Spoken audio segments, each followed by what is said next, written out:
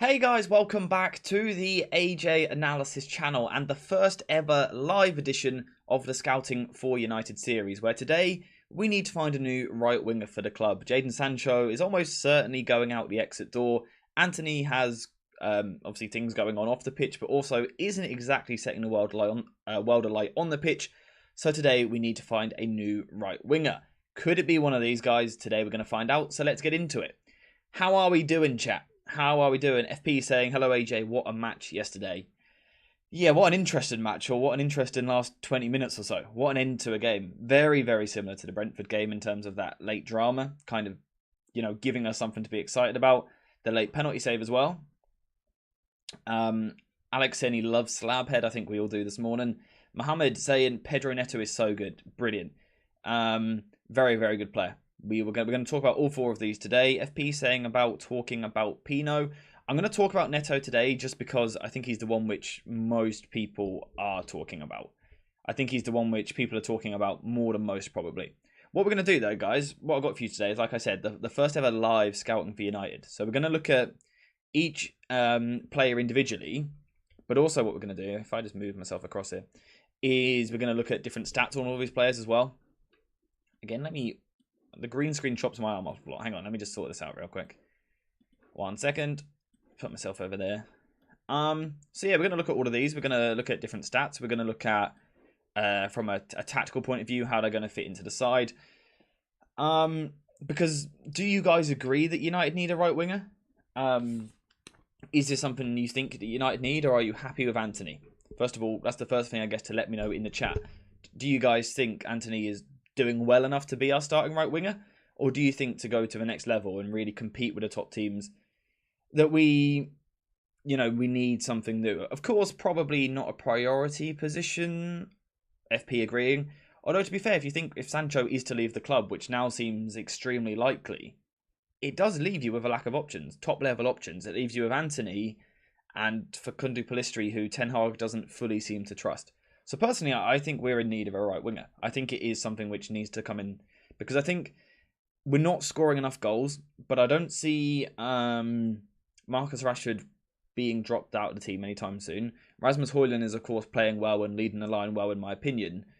So the other area of the attack to upgrade is the Antony one on the right wing.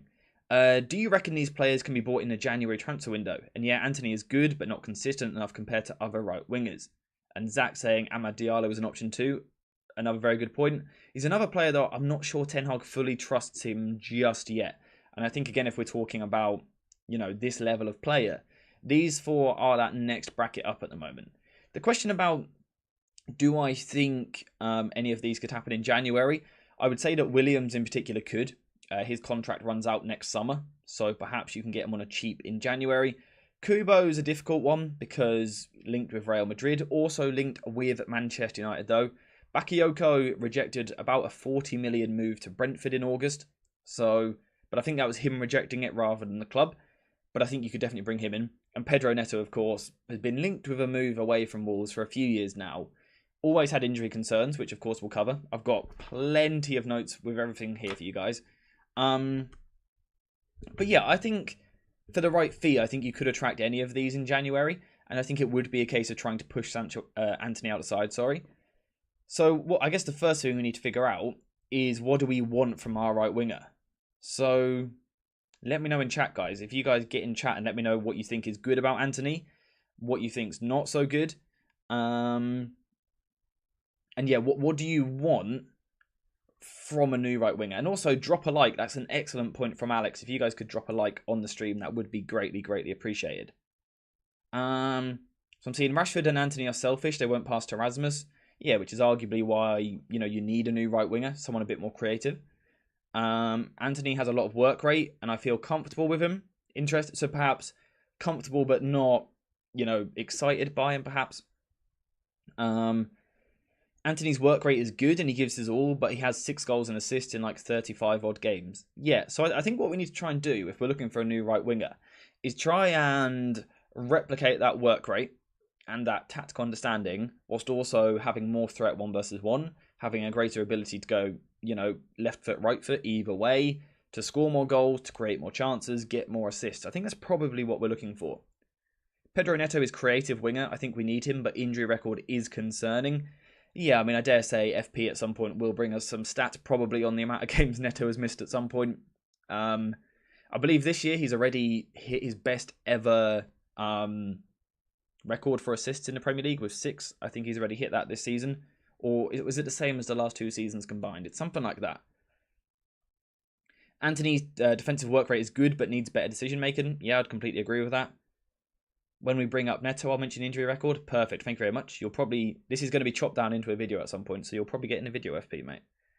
Wingers should be able to take on their man and create for their team. Antony, in many situations, takes the momentum out of the move by holding on to the ball for too long.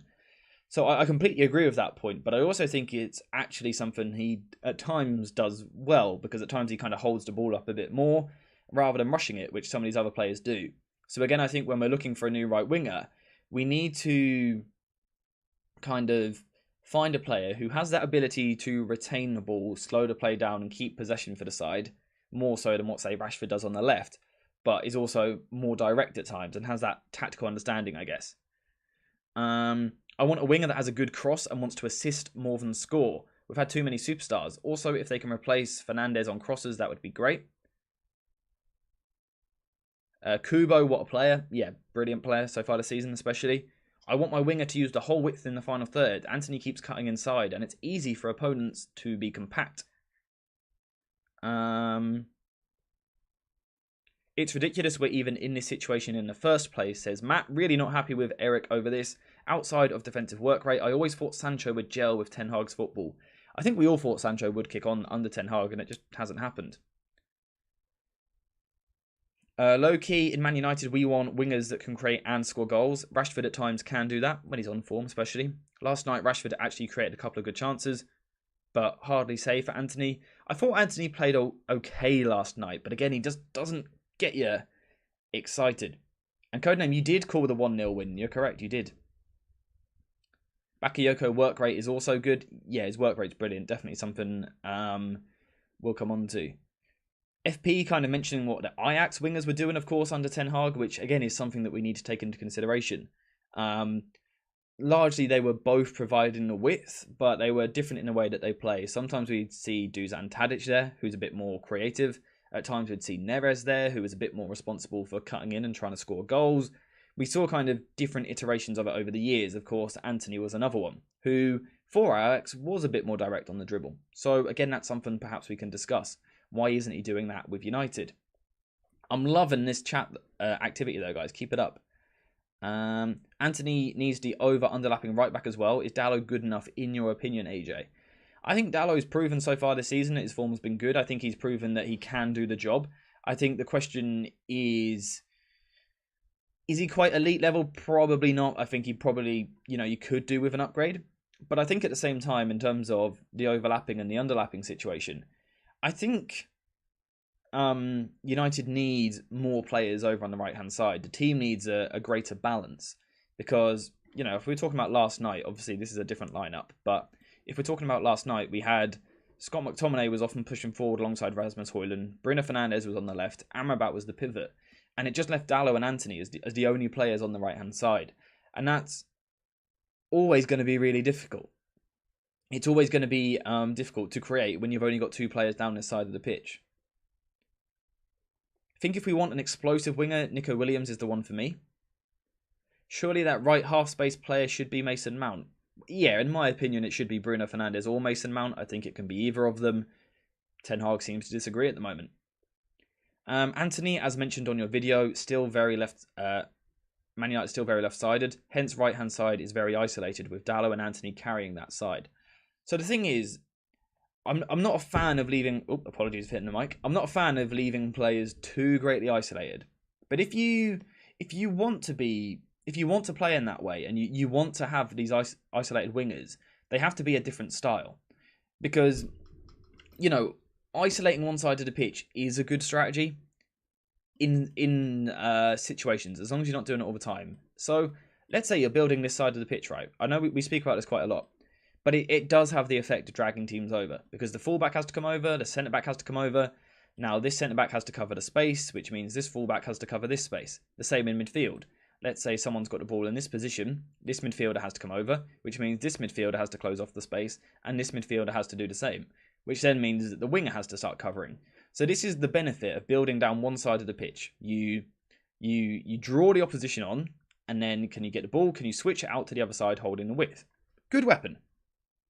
But when you then get Antony in this position, you've switched to play quickly, you've got him in this 1-versus-1 situation, he doesn't feel like the sort of player who can go either way, who can be good from 1-versus-1 situations, who has that ability to create separation between him and the opposition, or that ability to deliver into the box.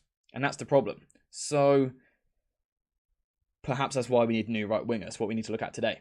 Bilbao in talks to extend the contract of Williams. Very true, although I think that's one of those ones where they're extending it perhaps knowing that they're probably going to end up having to sell him. I think intelligence should be a key factor in who we sign. I completely agree.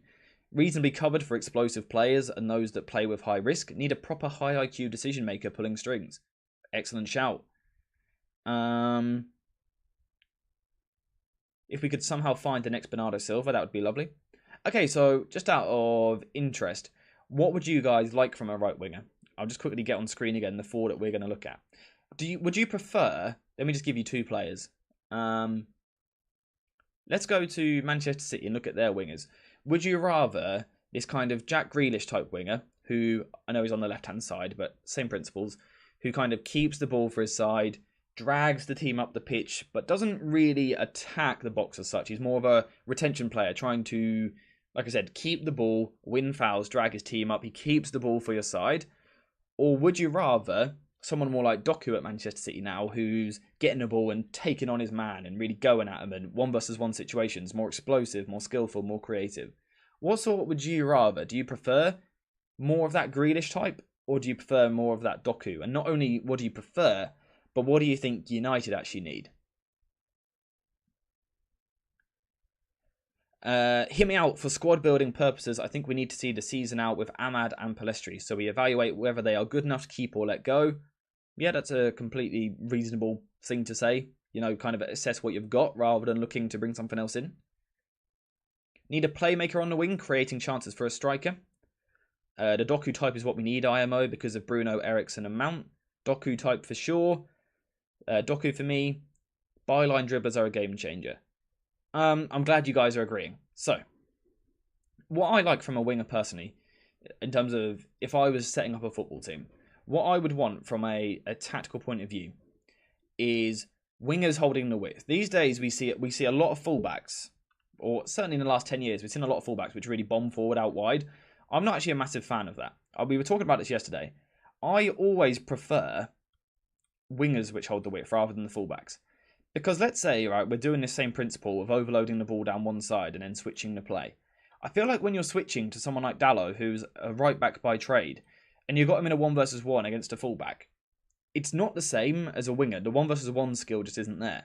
Whereas when you're passing to more of a winger, perhaps if we're bringing a new one in, someone who can go 1-versus-1, who can sometimes cut inside onto his left foot, sometimes get to the byline, be explosive, create. I think that's better for what United need, personally.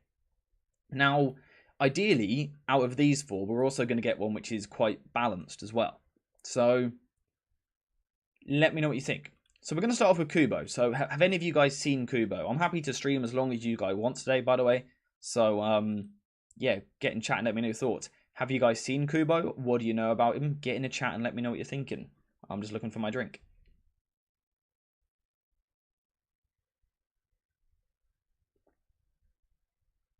Just some more opinions here. Someone wants similar to Doku to provide more unpredictability for the opposition fullback, similar to what Saka and Martinelli do for Arsenal. Doku was dangerous in the last Premier League game. Yeah, Doku's dangerous in most games.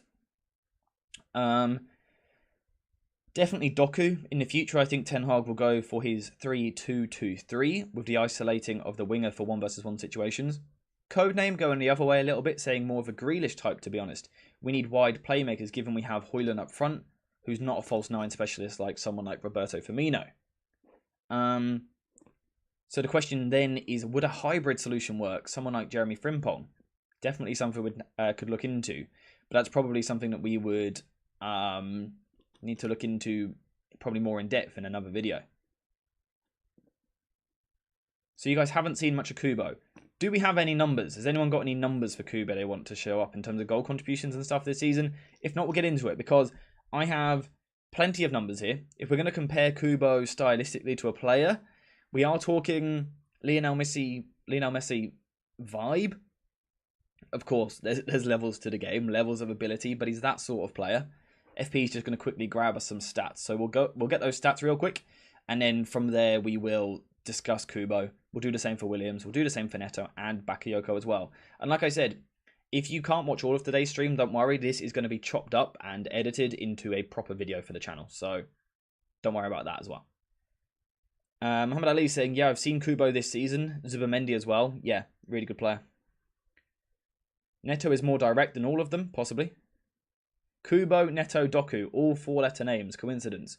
Maybe it's not a coincidence. Maybe that is the way that you scout right wingers. You make sure they've only got 4 letters. Can you think of any others? I can't. Remember, guys, make sure to like the stream as well, by the way. We're just going to quickly get these stats from FP. I want to see what he's going to cook up for us regarding Kubo. And then we're going to get into it. Because I've also got to quickly read my notes, so I'm not just talking complete waffle when it comes to it.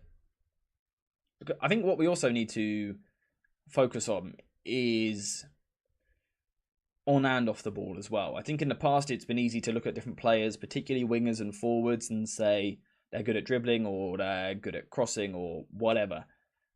But can they defend? Are they defense? And not only can they defend, because that's a very brief question, it's can they defend on the front foot? Can they go press and counter press? But also can they track back towards their own goal? I think that's another important thing to talk about.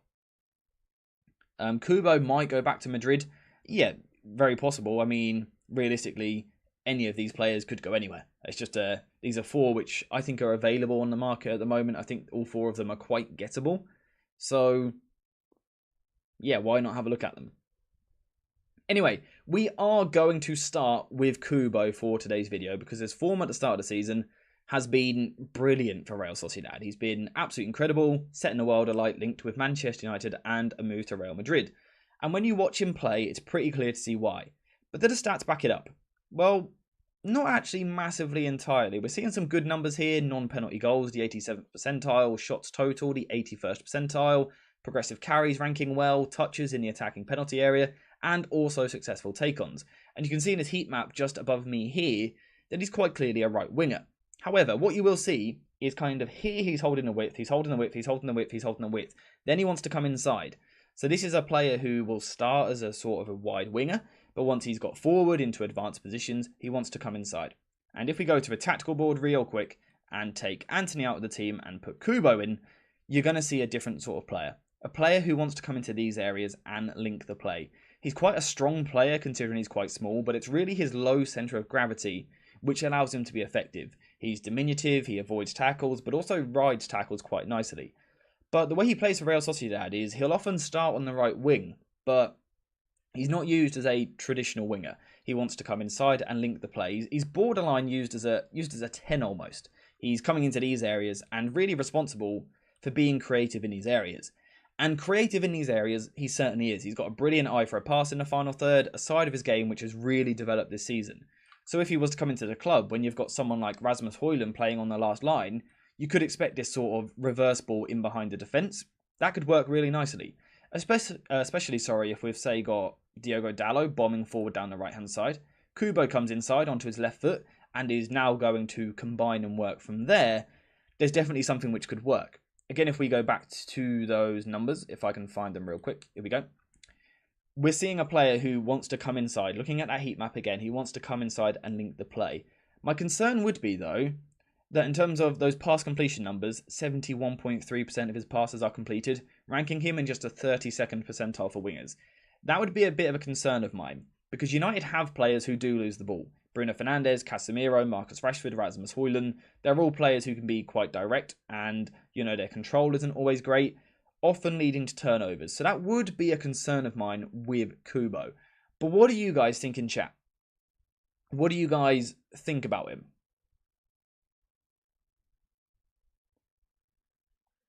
If he wants to come inside, how does that work with Bruno and Mount? Is he big and strong enough for the Premier League?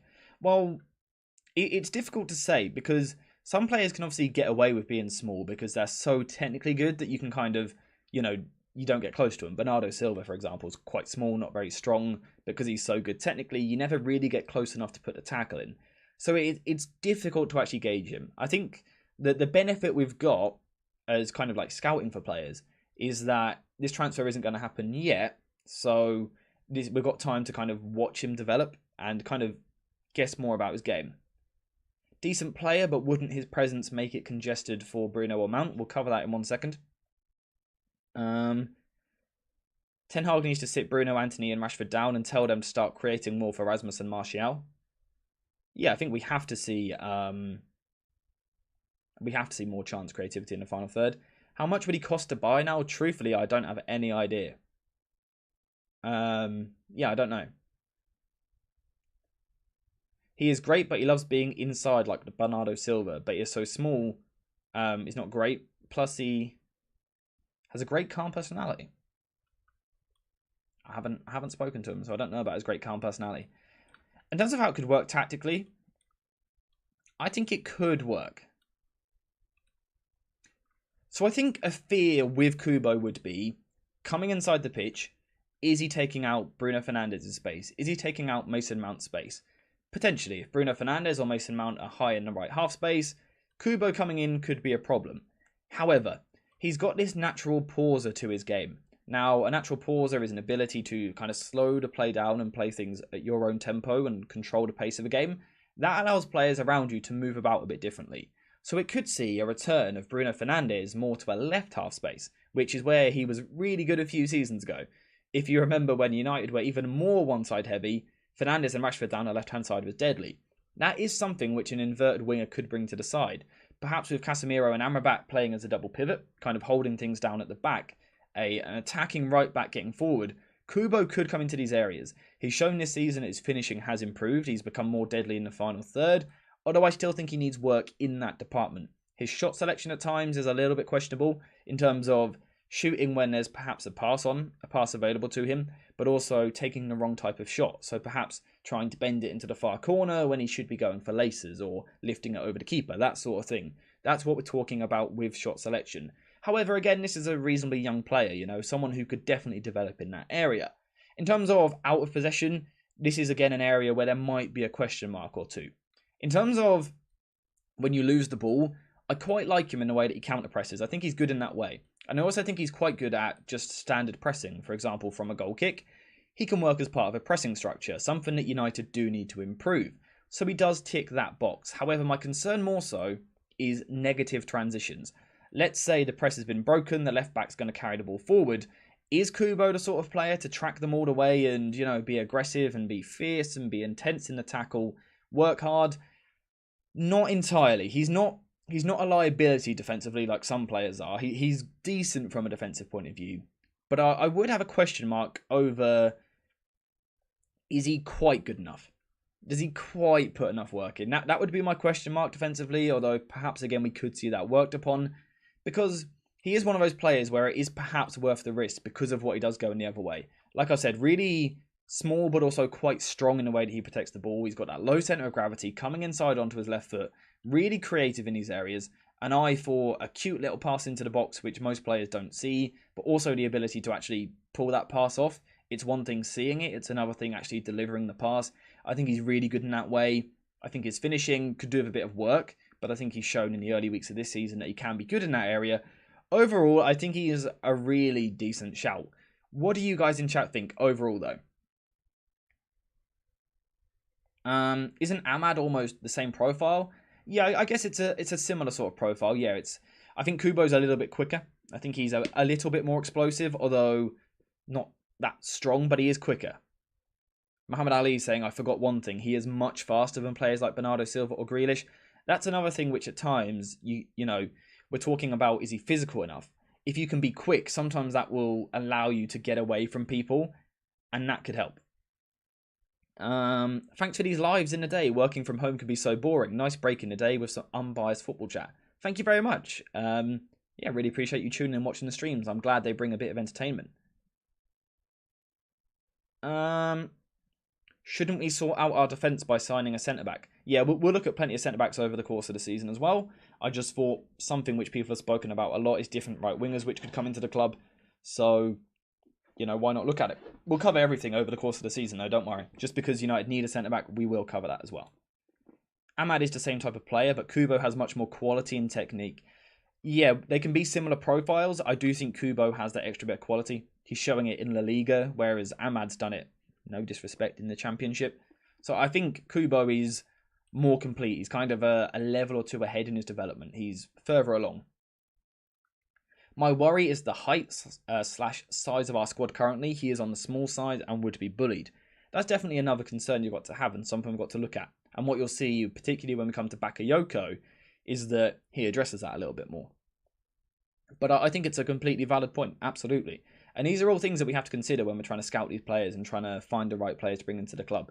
It's not just can you dribble or can you cross, it's what speed can you do it at? Can you do it 1 versus 1, 1 versus 2? Defensively, can you defend aggressively going forward, but also negatively going towards your own goal? How strong are you? How tall are you? How strong and how tall is the rest of the squad? These are all things we've got to look at. Or should we allow Shea Lacey to come up? Excellent point. Shea Lacey is probably a few years away. Like 3 or 4 years away from the first team, I'd imagine. 2 or 3 years, I'd imagine, actually. Maybe United will sign a centre-back in January. We can do a stream on centre-backs next week if you guys want. I'm more than happy to do that. So yeah, the thought process here, though, basically, is in terms of directly impacting the squad. I would imagine that Jadon Sancho will be sold in January.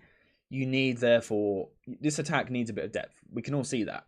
So perhaps in January, if you sell Sancho, it gives you a little bit of cash to do something. That's kind of the thought process behind this particular live stream. Plus, again, loads of people have asked for it.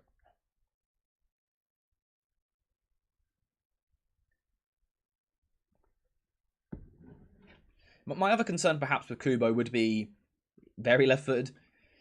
This is where we don't really know if he's or what Ten Hag wants to do, sorry. Does Ten Hag want to play these wide wingers? Does he want them to come inside?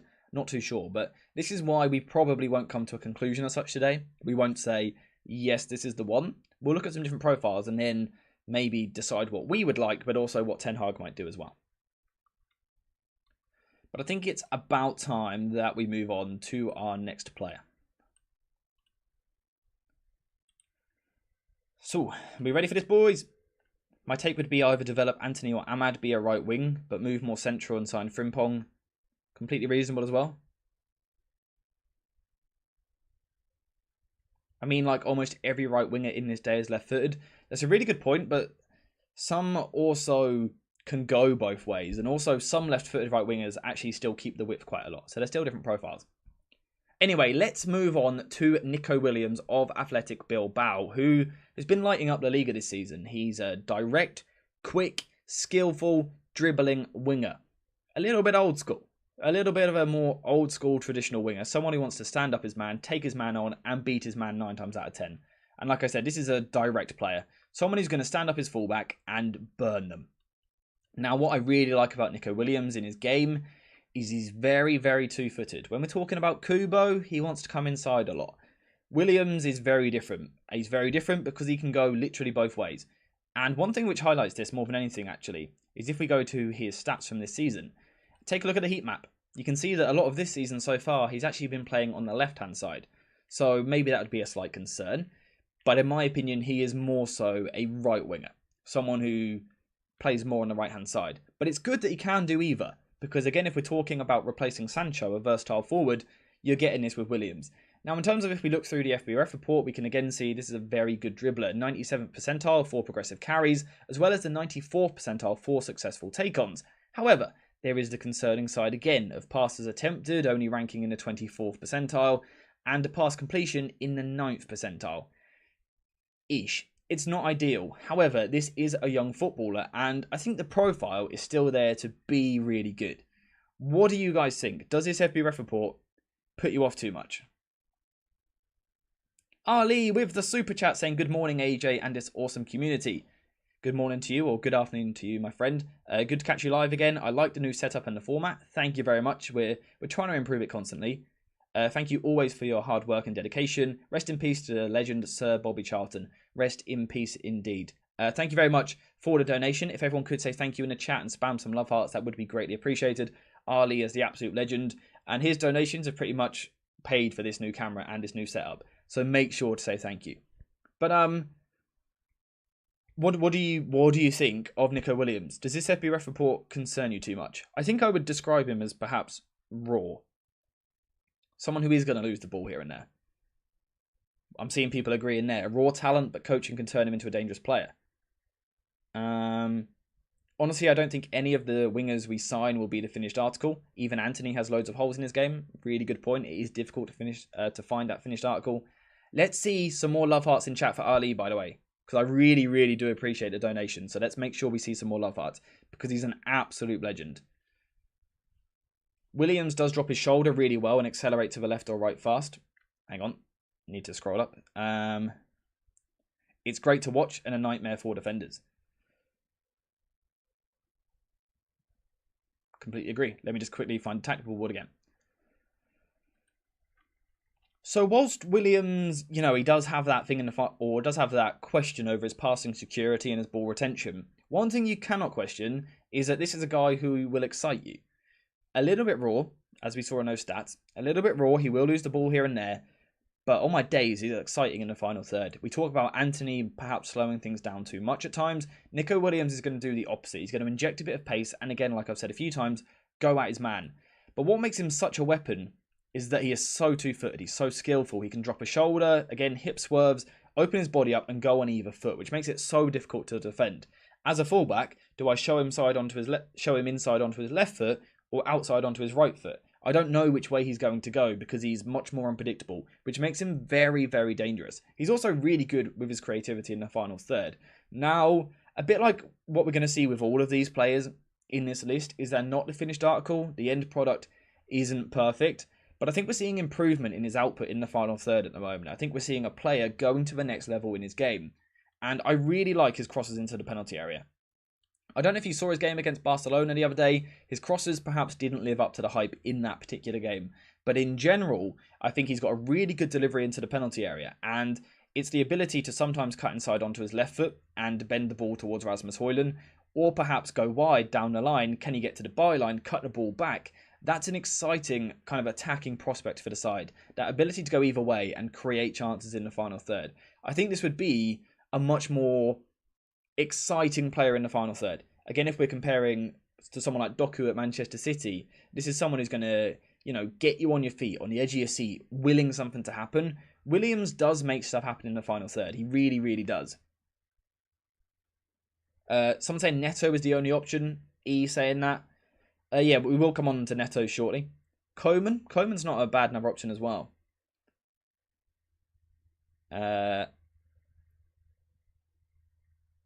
Just trying to read through some of these comments 1 second. Also, need to quickly check my notes again as well. Coleman is an interesting shout, and again, he's definitely a player we could talk about in the future. He's a more refined version of what we're looking at today, I think. Obviously more experienced, but definitely more refined as a result. Williams would be good, just raw at this time, as his passing is 50-50, but he does try and is creative and imaginative. I completely agree. Get him in and develop him, but will Ten Hag develop him properly?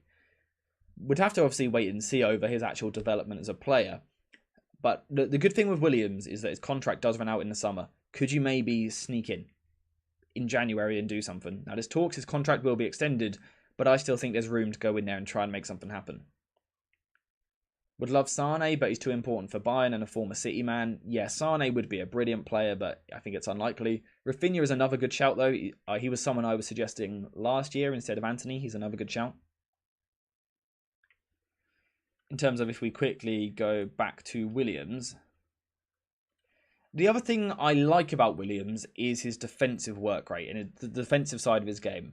Now, he's not without flaws. Again, this is a young player. At times, when he first loses possession, his reaction isn't right. He kind of sighs and feels sorry for himself for a second, which allows the opposition to kind of step away from him and carry the ball forward. But this isn't a laziness problem. It's almost more of a concentration issue, which I think is easier to work with. Because what we do see is once he's kind of got over that initial disappointment at losing the ball, we then do see a work rate. Someone who is good at tracking back. Now, he's not the most intense jeweler in the world, but he is putting that effort in. He does try and track back. He also tries to press forward. So I do like that about his game. Again, I think that concentration of initially switching on could be improved. But this is a really good player. A right winger who can go either way, looks incredibly exciting. He's definitely one that I will be watching January, perhaps because we could see an early move for this guy. If not, through the rest of the season for next summer. Nico Williams is definitely a player that you guys have to be watching. I think he's just something different to what Antony is at the moment. I think he's so much more explosive. If his contract runs out, we would be in as we have a lack of money and try deals on the cheap.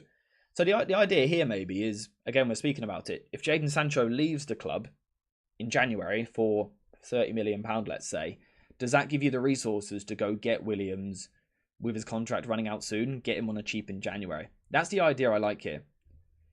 Will Sir Jim spend big at the start in January to impress us? I'm not sure. I really don't know what his involvement is in terms of putting money in, because obviously he's not taking charge of the club. He's only 25% in the football side of things. I'm not actually sure how it will affect. I think transfer recruitment strategy it will affect, but I'm not too sure how it will affect actually spending. Not too sure. I feel it sends a bad message if Ahmad isn't given a fair chance to try and own that spot. Yeah, I completely get what you're saying. I think your point is completely relevant. I just worry with Ahmad. I'm not sure he's quite the level. And also perhaps not the profile. Not sure though. Sir Jim is a stingy guy. Yeah, I'm not expecting him to come in and spend a lot of money. Ahmad and Pellistri, I see us losing both. Yeah, I think realistically within 3 years they've probably both moved on, I would have thought. Not sure. They've definitely both got potential to reach a higher level. I'm just not sure, particularly with United being a really hostile environment at the moment. I'm not sure if they'll ever get the opportunity to kind of really prove how good they can be. We really need to buy as well as the squad, and spending is unbalanced. Yeah, completely agree. Next player we're going to talk about is Pedro Neto, by the way. If you guys have anything you know about Pedro Neto, get it in the chat before we talk about him.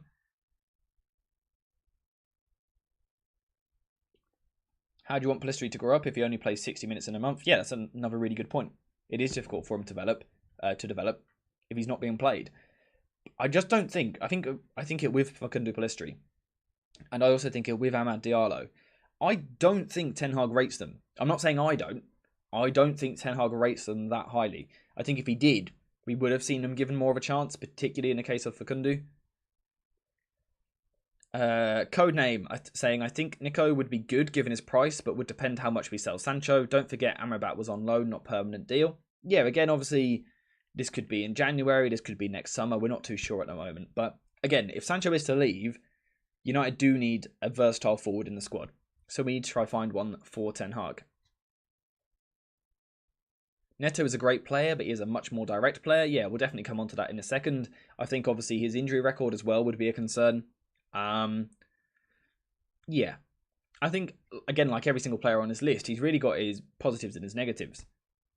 How about Elise? Elise is another player. I think we done a video on him a few weeks back. I think we did, which is why I haven't included him today. But if I'm wrong, I can include him in the future. Neto is a good, solid player. Again, getting there early. We missed out on Neves at Wolves in the same way. Our scouts seem so useless. I think our scouts find the players. I think our recruitment team don't buy them, personally.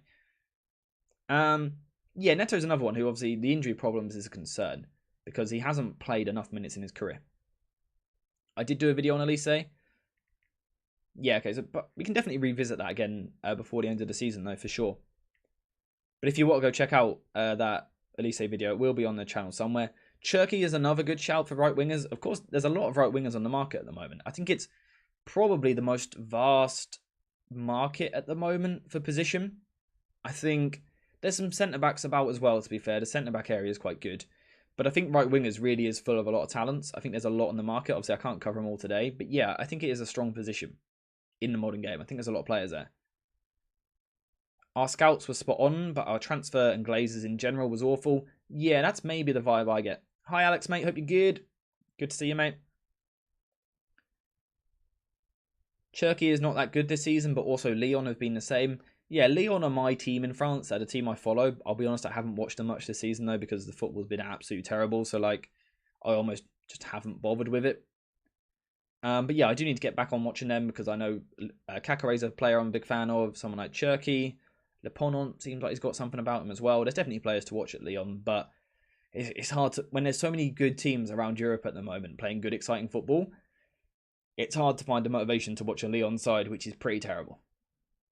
Bottom of the French league at the moment kind of sums it up. Obviously, that's going to make it hard for someone like Cherky to perform as well. Anyway, let me just quickly catch up on what I want to talk about with Neto.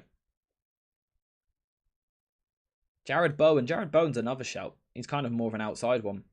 A little bit older. Does anyone have... How old is Jared Bowen? Does anyone have that quickly to hand?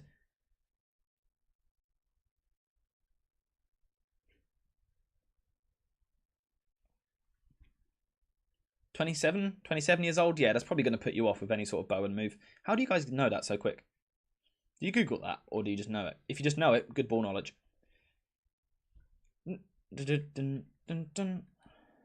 I don't see us going for anyone over 25. Yeah, I don't think I do in the wing position. Unless it's really, like, big injury problems and we need a real short-term fix, then maybe. Born in 1996. Neto is the player that Manchester United need to sign. Okay, let's get on to Neto. So next up, we have Pedro Neto, the man taking the Premier League by storm so far this season. The Portuguese international has kind of been tipped to really have a good season by myself for a few years now. But finally, he seems to be having it. Now, of course, the first thing, the elephant in the room, is those injury troubles. Pedro Neto is a very injury-prone player. If you're going to sign this guy, you have to give him at least this full season before you make any sort of move. Because you can't spend big on an injury-prone player. You have to make sure he can go this year without injury. However, if he can go the year without injury, we know we're getting a good player here. We can see in his FP report, he ranks better than the other two for passes attempted and also his pass completion. His progressive carries and successful take-ons perhaps aren't as good, but we've got to consider he's playing in a Premier League side in Wolves, which weren't very good last season, and this reflects his report from the past 365 days, so that is affected. In terms of his heat map up here, again we're seeing a player which can play on either side of the pitch, so again he ticks that box of being a versatile forward coming into the squad. So again, that's a box tick, that is something good to see, and it is reflected when he plays. Whether he's playing on the left-hand side or the right-hand side, even though I've still got Williams on screen right now, whether he plays on the left-hand side or the right-hand side, he's very capable of going either way. Left foot, right foot, he kind of burns up the ground. He's a very good player, but a very direct player.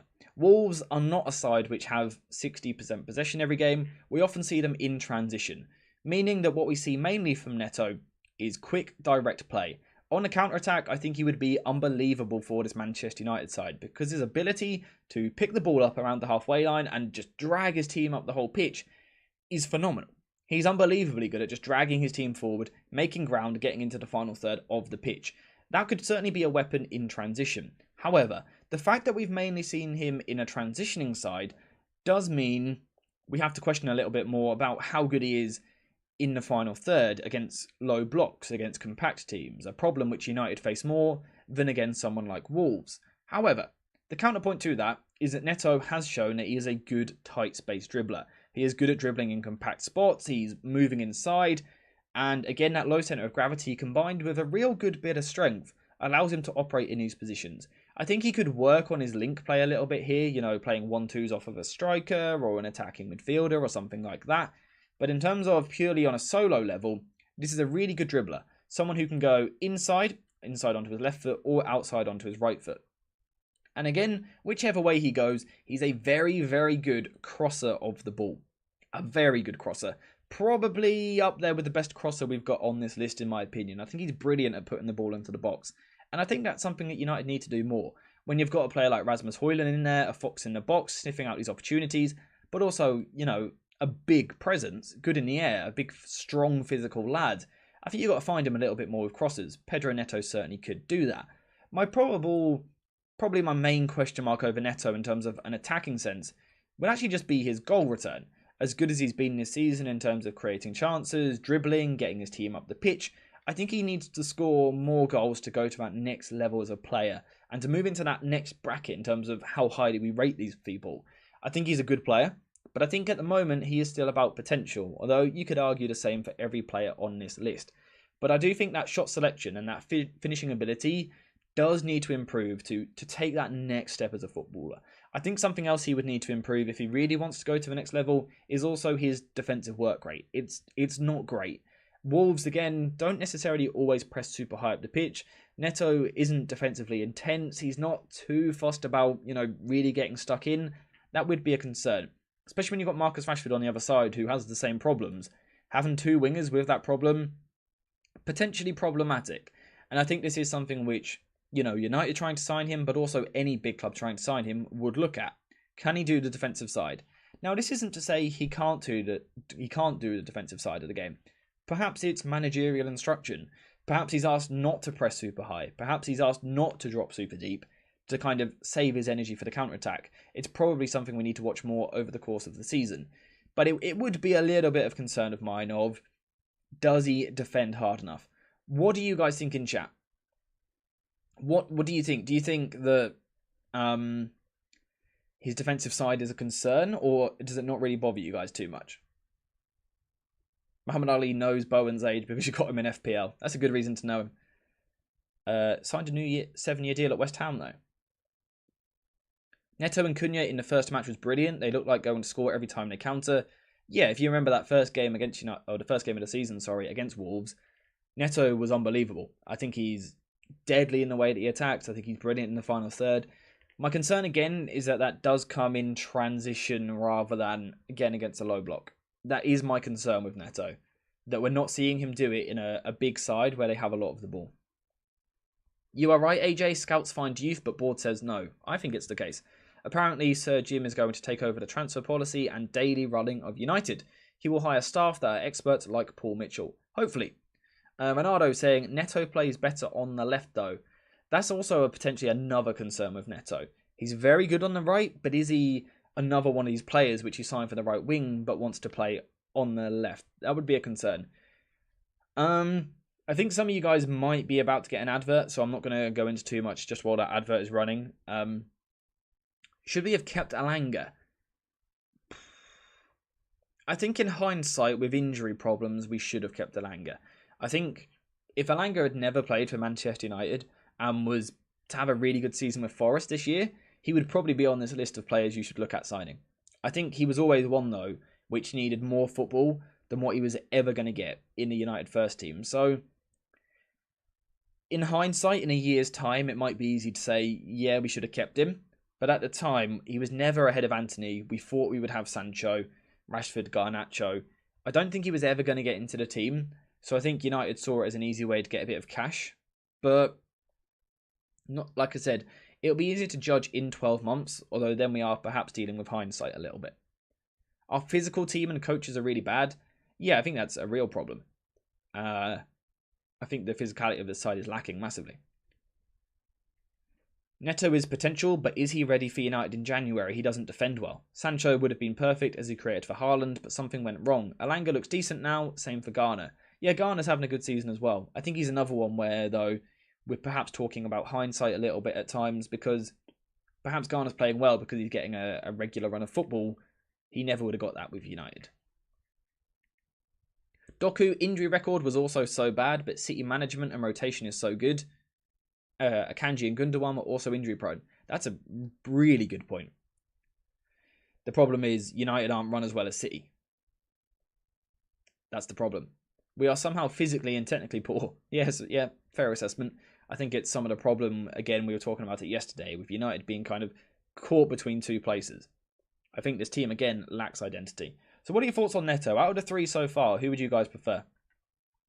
So far we've looked at Kubo, we've looked at Williams, and we've also looked at Neto. Which of those three would you guys prefer?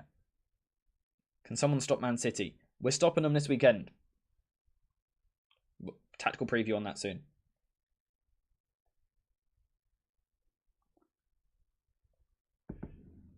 Nico Williams every day, plus Sunday. Kubo, Neto and Williams. Wouldn't want any of them, to be honest. Kubo yesterday's performance was fire. I need to see that. you would take Kubo first, Neto second, and Nico Williams third. Let's do a poll quickly. We've only got 53 people in today, but that's fine. Let's do a quick poll. 1 second. Let me start this poll up. We'll call it best. So, oh, I can't type. I'm really trying to type and struggling. We're going to go for Neto,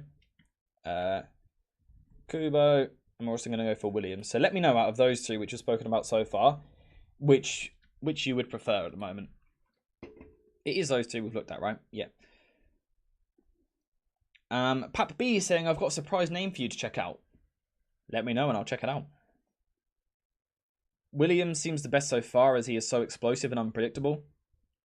I think, if you guys want my opinion, I didn't mean to shout that. I think if you want my opinion, out of the three so far, I'm on the Williams board. I'm on the Williams hype train. We need more creators in the team, and I would love to have a new playmaking addition, either at right wing or centre mid, as a replacement for Sancho, who would have been the perfect player if not for all of his problems. Yeah, fair assessment. I think all of these are more creative than Anthony so far. Thank you, Pap. I will check that out at some point for sure. Thank you very much. City will rock us 5-0, bro. I've got a plan, alright? I'm researching City at the moment. I've got a plan on how United can beat City. I'm not going to say anything today, but we'll see it later in the week. Do I think it's likely? No. Is it possible? Yes. Turn back the clock and sign Beckham. If you could turn back the clock right now and sign one player from United's past into this team, who would you go for? E saying he'd go for Neto because he's Premier League proven. I think that's a fair shout. Would the injuries concern you at all? Ali saying we need to sign a better medical staff. Also, when Ten Hag started the job, he only brought 2 coaches with him. Most of the coaching staff we have are still from the Jose and Oli era. I was a little bit surprised that we didn't see more people bought with Ten Hag when he came over. Particularly because he done so well with Ajax. It's almost like odd that it worked so well that you don't bring more with you. So yeah, I completely agree. And as for the medical staff, again, completely agree. Shouts for Scholes, Roy Keane, Beckham. I think they're all pretty good shouts. George Best. They're all decent shouts for the team. You've got a plan, AJ, but goddamn, our football is really ugly. Yeah, my plan, it's a work in progress. At the moment, I'm researching City.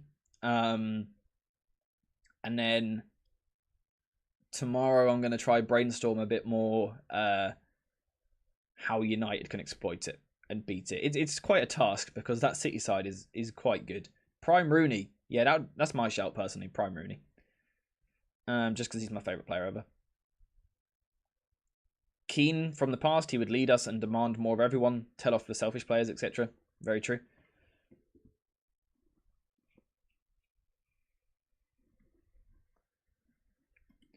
So in a second, we're going to move on to Johan Bakayoko.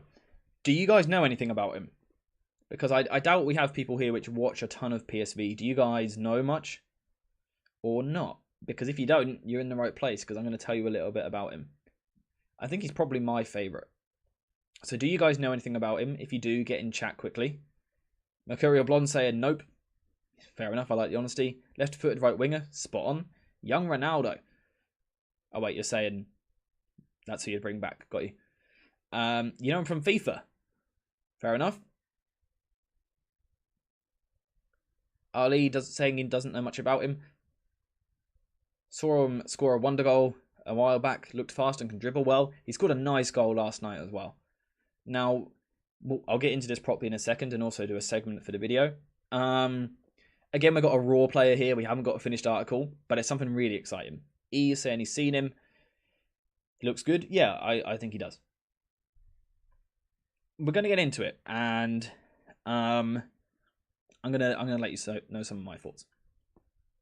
Saw him muscle off 3 players. Looks good, a bit raw. Yeah, I think you guys are actually kind of getting this spot on, which is good to see. Let me quickly also... No, I'll leave the poll going for now. And then we'll do another poll in a second. So we'll leave that one running for now. So next up, we have Bakayoko of PSV, the player who is top of my list at the moment for right wingers for Manchester United to sign. And the reason I like him so much is because physically, he's a little bit different to the others. Now, in this picture, he may not look like the biggest bloke in the world, but I tell you, this guy is strong and he's powerful in the way that he dribbles. A profile which I think United drastically need. So again, what we're looking at here is a really good dribbler. This is the wrong thing. 1 second. Let me find him, get him into the team. Like so. So what we've got with Bakayoko is a really good and again direct dribbler. Someone who, a bit like Williams, is going to look to take on his fullback as much as he possibly can. Now, unfortunately, he isn't quite as two-footed as what Williams is. I think Williams really stands out in that department, but he is still capable of going either way. He can go down the right-hand side and crosses into the box, or he can come inside onto his left foot. However, something else I like about him is not only that physicality, but also the technical quality and also intelligence. Because if we go to his FB ref report, something you will see here where he's separating himself from the other players is the passes attempted, ranking a little bit higher than the others in the 85th percentile, but also the pass completion, ranking in the 74th percentile. Now, we do have to consider this is the Eredivisie, so this isn't compared to the top leagues. However, those are much better numbers than what we were seeing from the others. So perhaps a more intelligent player, someone better at keeping the ball, perhaps bringing a bit more balance to the side. However, at the same time, the 99th percentile for progressive carries and the 95th percentile for successful take-ons. And again, what I really like about him is this muscle, this physique, this size. We do have questions over the physicality of this United side at times. Bakayoko is not a player which I would question in that department. He's also creative in the final third, really good creatively, and also he's got a brilliant delivery into the box. This guy, probably the best crosser on the list, in my opinion. Excellent at whipping balls into the final third, from either foot, which again is a really good sign. And again, like we've said already, when you've got someone like Rasmus Højlund in the middle, why not cross it? Why not aim for him? I think Bakayoko would bring that. Something else which Bakayoko brings is goals. Now, I think he's inconsistent in this department and needs development and certainly needs work in this area. But 3 goals in his last 3 games, he does like to cut inside onto his left foot.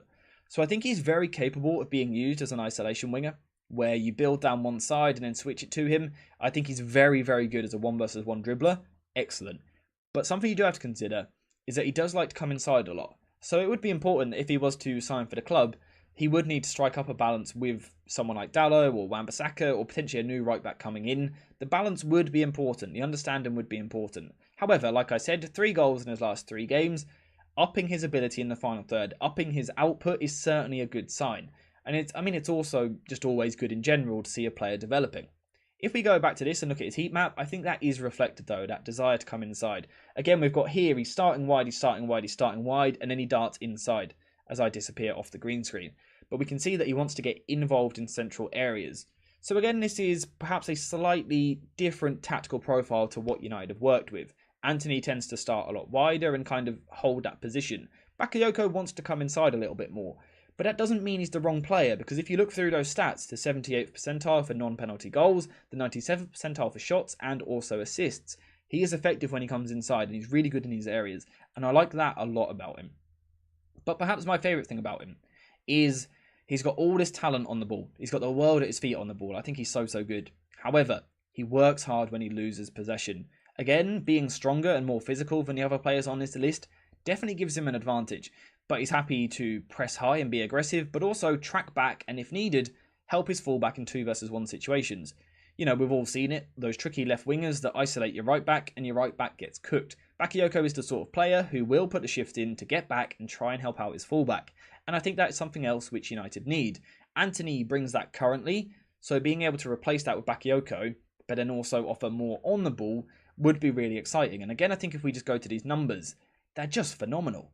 Again, it's the Eredivisie. We do have to consider that there would be a transition period. It's a level up going to the Premier League. But these numbers look super exciting. I'd imagine you guys probably like it as well, right? He looks quite physical, but you don't know much about him. Yeah, he's strong. He is strong. You don't know much about his creativity, but dribbling, strong, fast. He's a really strong player. Not Adama Traore strength, sorry, but he's a strong player. Happy to learn about Bakayoko. We'll look for him on Football Manager ASAP. The stats are so green it made your mum proud. Your mother should be proud of these stats. Intelligence is important. Being athletic and then no key pass is like Traore that was at Wolves. He had very little final ball. If Bakayoko has the final pass, then he can be so dangerous. I completely agree. 1 second. I think the one concern for me right now with Bakayoko is about consistency. His work rate is brilliant. His dribbling is brilliant. He can go both ways. He's dangerous in the final third. He can cross. He can shoot. He can score goals. But he doesn't quite do it on a consistent enough basis just yet.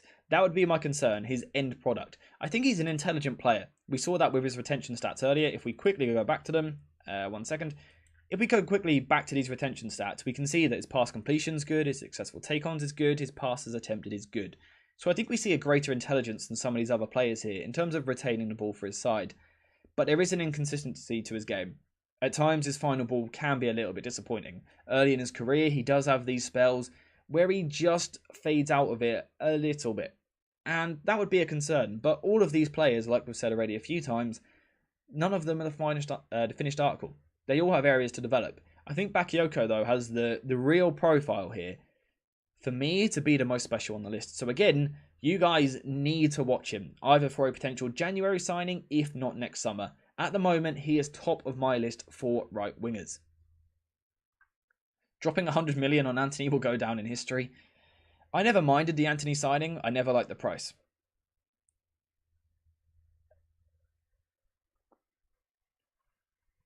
Can't wait for Kobe Mainu to play again for much more control in the midfield. Yeah, he played for the under-19s yesterday against Copenhagen. Played the first 45 minutes. I've watched it back. I thought he played decent. He looked a little bit rusty. You can kind of tell that he hasn't played for a while. He wasn't involved as what he always is, but he still played pretty well. Hopefully in a few weeks we start to see him coming back. We need better players all over the field. Yep, reasonable. Damn, this stream is good. Great work, AJ. Do same thing for right back and centre back, please. Right back in particular, I'd like to do, but I'm glad you're enjoying it. Even at a cheaper price, Antony has sucked. Yes, he helps the defensive, but going forward, he lacks penetration. Reasonable. Make Antony do another spin again. Yeah, it's always entertaining, right? Out of all these players, which do you think is the most explosive?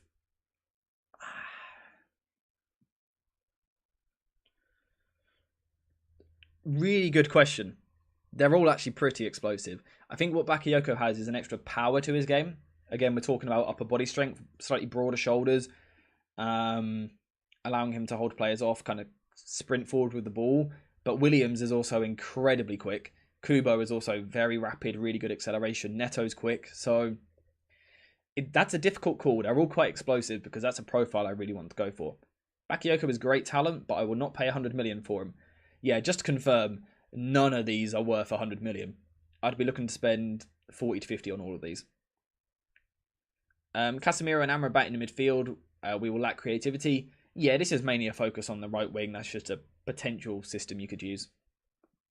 One which I think Ten Hag might use when Casemiro is back. Antony has 1 Premier League goal since last October, whilst Alanga has 4 goals and assists this season. I never wanted Antony when he was 40 million. He never convinced me at Ajax, always been far too one-footed. Yeah, I think if you don't want someone one-footed, Williams is your solution. I think he's the most two-footed player on the list. Bakayoko probably next. Kubo, then Neto. Something like that. Antony's price is on the recruitment department. He was always a 50 million euro player if we went early in the window. We bought him after Ajax sold most of their team, and we went very late for him. I completely agree with that. That's a point I made quite a lot last summer, not necessarily on video, but just in general, was that if United had acted so much faster, Ajax wouldn't have lost all their players, so they would have been more willing to sell, so you'd have got them so much cheaper. I can't believe United left it so late and spent so much. Would you get 2 wingers and let Antony go and Sancho go? Now, that's an entirely different conversation, I guess, but it's an interesting one which we could have at some point. The problem if you sell Antony is you're never going to make your money back. But I think one thing United do need is better squad depth, so I wouldn't focus on selling him just yet. So Neto won that first poll, and we're going to do another one.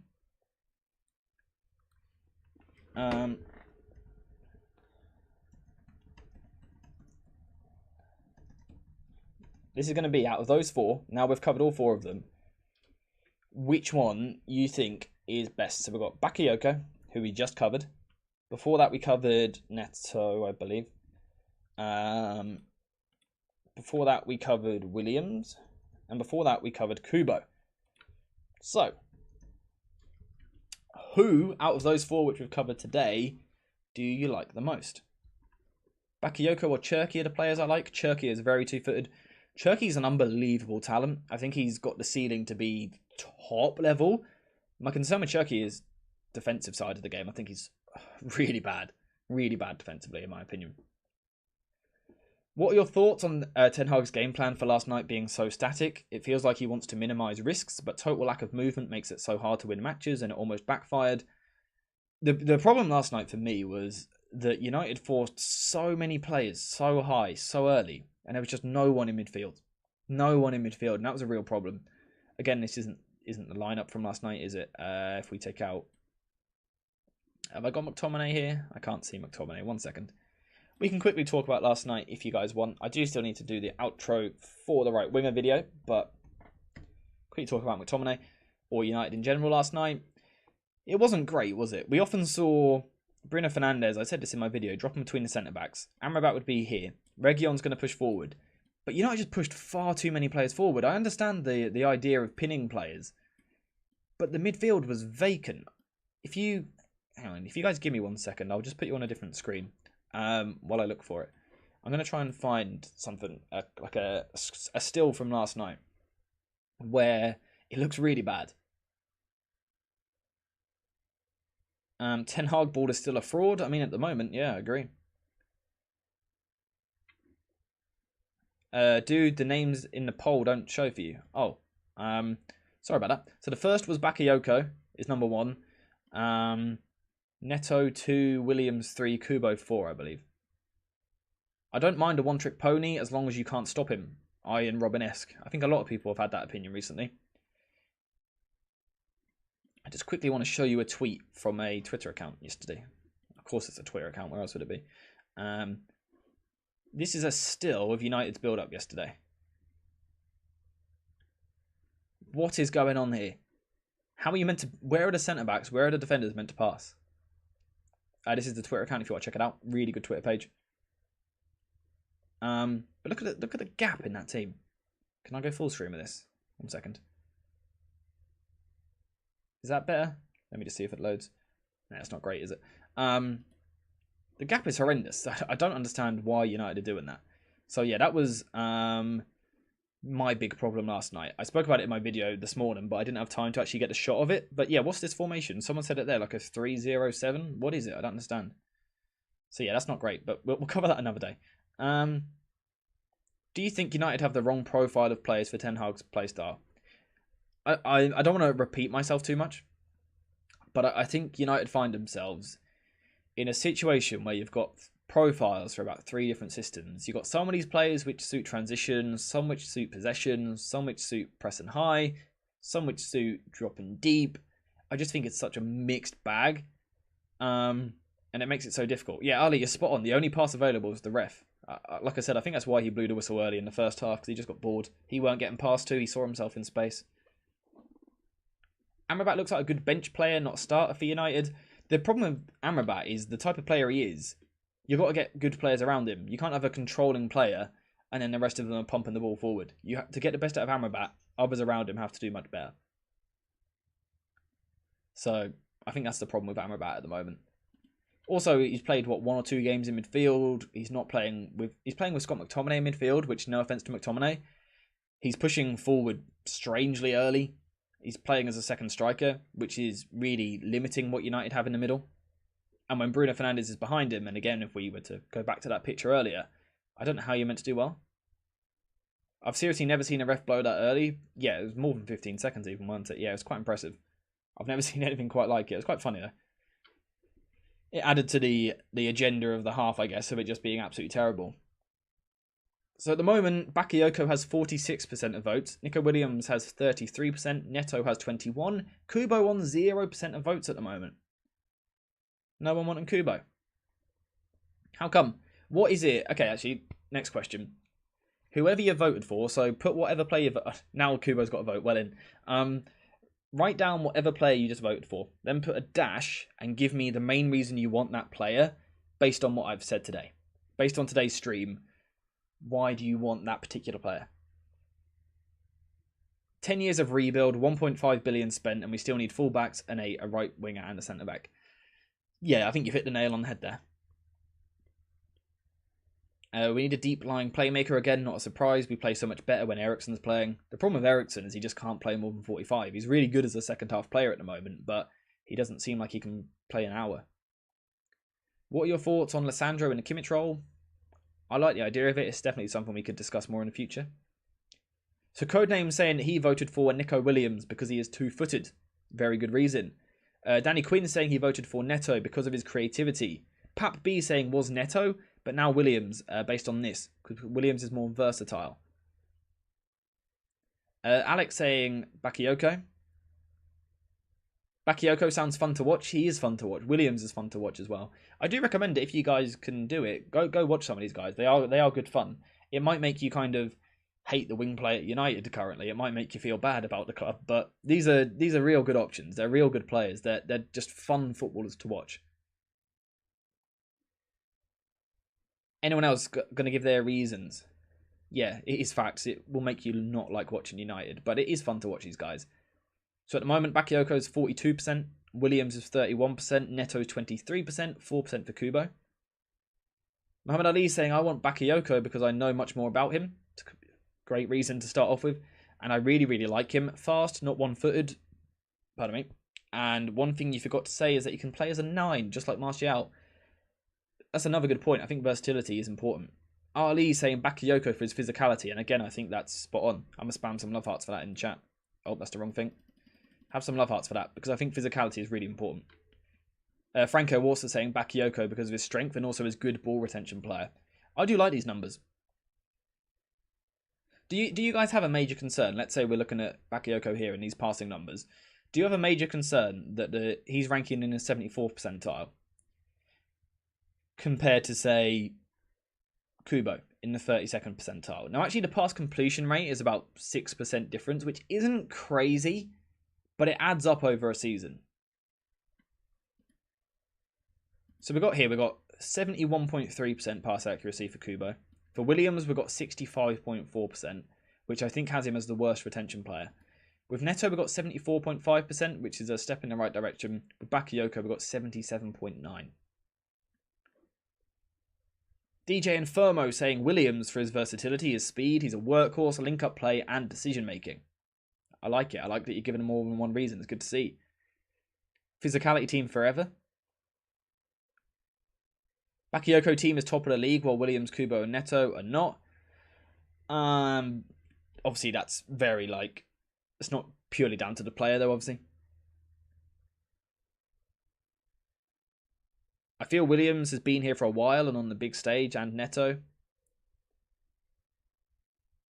Oh, you meant Bakayoko, sorry. I think you can get Nico cheap. Yeah, I think he would be cheap in January. I think he's gettable. Again, there are talks that he will be extending his contract.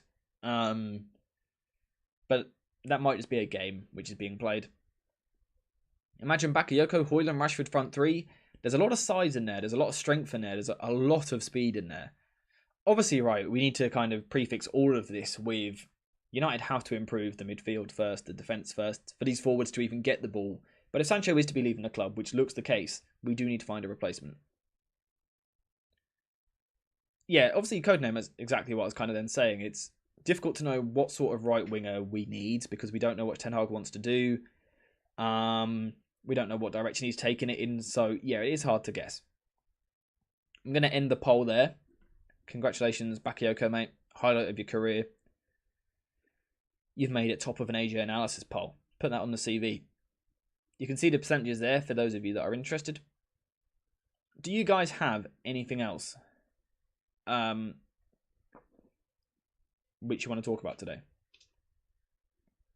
I can hear my dog banging the door down, so I'm just quickly going to grab him 1 second. I'll be right back. Don't leave. I'll be right back, guys.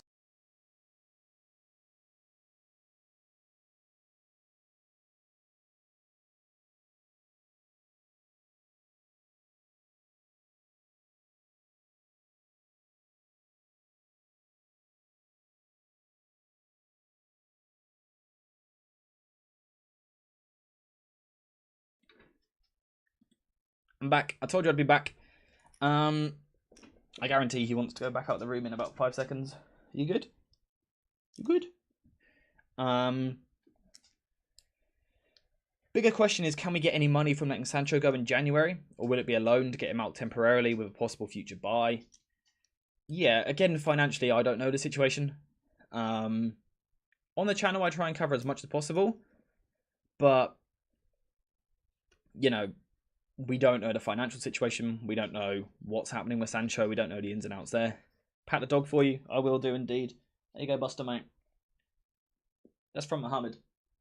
Good boy. Bakayoko was linked with Brentford, but he wanted to play in Champions League. I don't think he would join if we could qualify. Yeah, that's if we couldn't qualify for Champions League.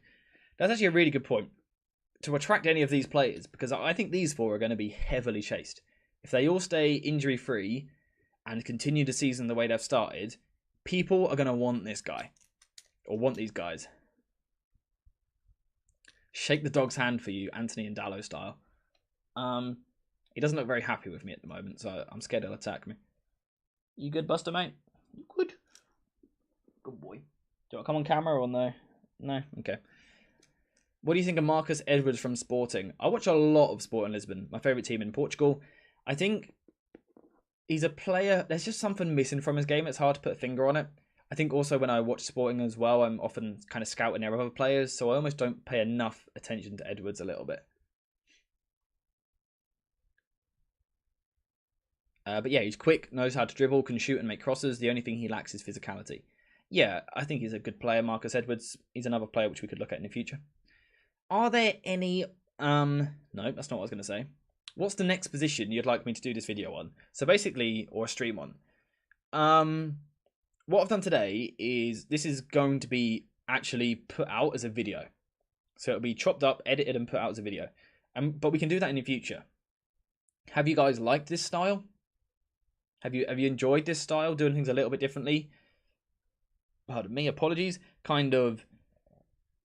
Have you enjoyed seeing me doing a scouting for United live? If so, we can do it more. We can do, as someone said there, we can do Rafael Varane replacements. We can do ball carrying midfielders. We could do right back upgrades. We could do backup strikers. We could do long-term Casemiro replacements. There's plenty we could do, so let me know what you guys want next.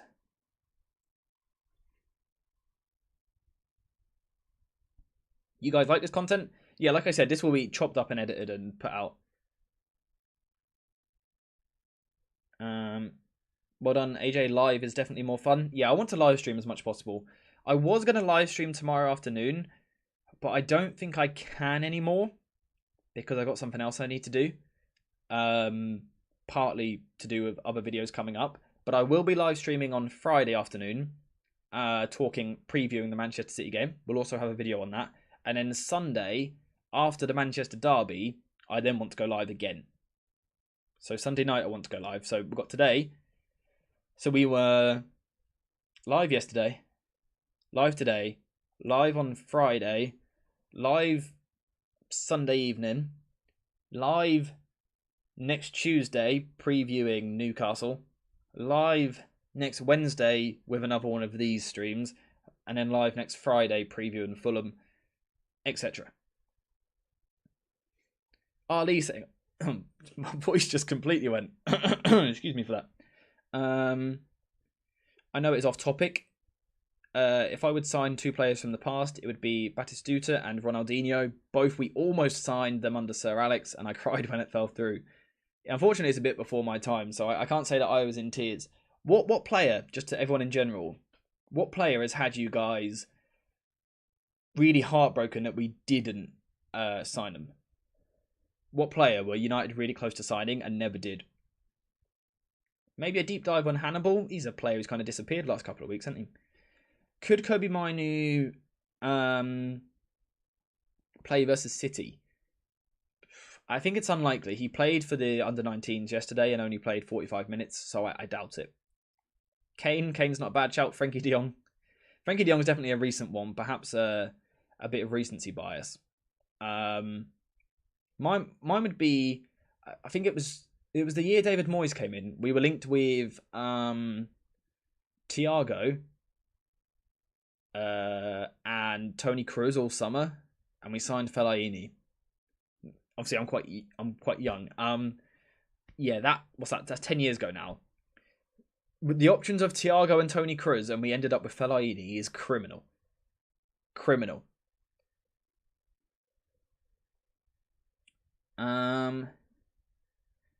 Chad saying I was devastated when we missed out on signing AJ Analysis. I think I'd do a good job in the midfield. Honestly, I think I could be our press-resistant midfielder. Nah, put me in a creative position. Get me in a 10 role, maybe. Ronaldinho. Yeah, Moyes with those signings, yeah. Yeah, those are the recent signings, I'd say, which really hurt me. Guys, Kobe Minor was only 18. He is not that ready and needs much more time. Yeah, like I said, he played it right yesterday, that first 45 minutes back from injury, but you could kind of see that he hasn't played. He wasn't as involved. Imagine the nightmares Cruz has about what would have happened if he joined us instead of Madrid. Can you imagine if he could look back on his life at two different career paths, one at United for the last 10 years, one at Madrid? What a difference. Bayern as well, obviously. AJ for Director of Football. Who says no? I say no. I don't want that stress, thank you. Hazard's another good shout, yep. In terms of looking ahead in terms of Manchester City, a couple of you mentioned it. We're not going to talk about that today because I need to get my research done. I've been doing a bit of work already on what their system is, certain ways they play. It's actually quite difficult. I need to watch them tonight to get more of an idea. But yeah, we'll discuss that later in the week. I definitely want to cover it though. Also out of interest, what was I going to say? Would you guys like a video tomorrow morning where we just break down Christian Eriksen's performance yesterday? Because he did change the game. We've done it before. We've done it on Mason Mount's debut, Kobe Mino against Arsenal, Onana's debut. We've done it on Rasmus Højlund against Arsenal. Would you like a video purely on Eriksen and how he changed the game last night, or not really? Ali saying yes. If enough of you guys would like it, I'm more than happy to do it. It's quite an easy video for me to do. Wondering who will be our Fred in the derby this time round. Great question. You guys want that video? Lovely. Kubo is more likely to either return to Madrid or go to City. You have to remember that he is from Barca Academy, so Pep knows him, and David Silva was his mentor last season. Yeah, possibly. He's just linked with Manchester United recently. I know Fabrizio Romano's spoken about him, so yeah, I thought I would put a question in the air and kind of have a look at him to give you guys an understanding, right? Because I think a lot of the time we see all these names flying about. We see Kubo linked to United. We see any of these guys linked to United in any different position as well. And we all go, well, I've heard of his name before. And he scored a hat-trick the other day. And he's got 10 goals this season. So yeah, I want him. But obviously, to actually really get an understanding and kind of go to that next level, which I know you guys are good at doing. You guys look more in depth, which I love about the community. Yeah, you have to look more in depth for these players. So hopefully I can kind of bring you a brief idea of these players so you can then decide, do I want them? I don't want to see people telling you that you want this guy to sign for the club. I want you guys to have your own opinion. Like I said, out of these four, I'd go for Bakayoko. But you guys, having spoke through their profiles, might prefer Neto or Williams or Kubo. But that's what I like to do. Codename, if you mention Alex Hunter one more time, you're getting banned. I warned you. I'm kidding. Sarcasm. You guys want that Eriksen video. Lovely. That's quite an easy video for me to do. What are you guys watching in the Champions League tonight? Are you guys catching up on any games? Also, someone asked about Gertruda, right? Gertruda's another player on my list. There's a lot of Feyenoord talents I've got on my list. I have a list somewhere. I can't find it right now. 1 second. PSG versus AC Milan. Yeah, I was tempted by Newcastle Dortmund as well. I've got a list here. This is the different positions on the football pitch and the players I'm trying to watch for each position. So there's quite a lot on the list. At the moment, I've got... Just counting 1 sec. There's 32 players on the list at the moment that I need to watch this season. There's going to be more. Yeah, I also might catch up from some games from last night as well. On here. Tonight I might catch up on some of last night's games.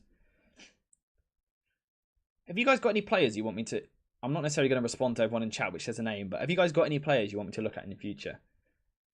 They might already be on my list. I might not look at all of them.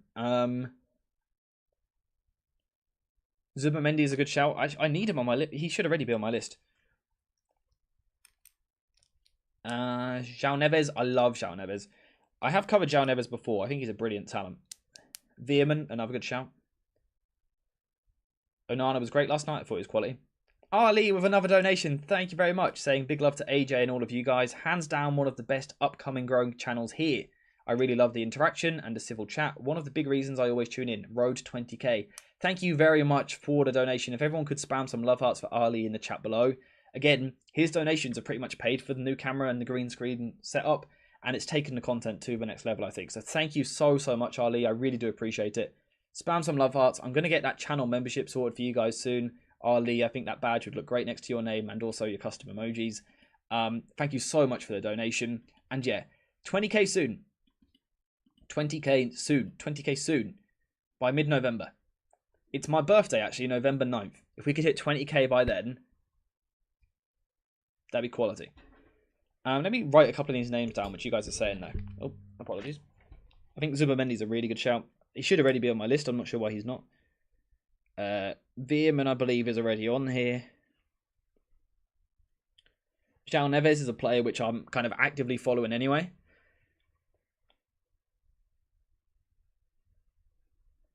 Is there any left backs anyone's interested in? Because left back's the one position and goalkeeper, which I don't have written down at all. Luis Gulhelm from Palmeiras. I'll add him to the list. As I said, I'm happy to bring you guys content on any of these guys. Locatelli's on my list as well. I love Locatelli.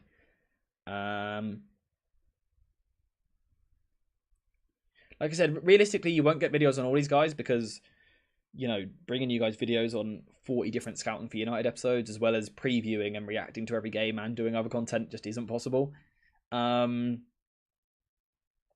But yeah, I'll try and do as many as possible, especially the ones that kind of...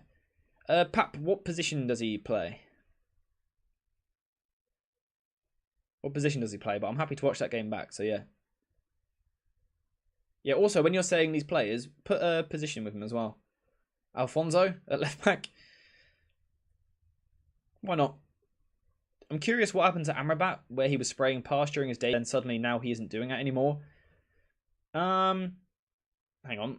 We're froze. Are we good?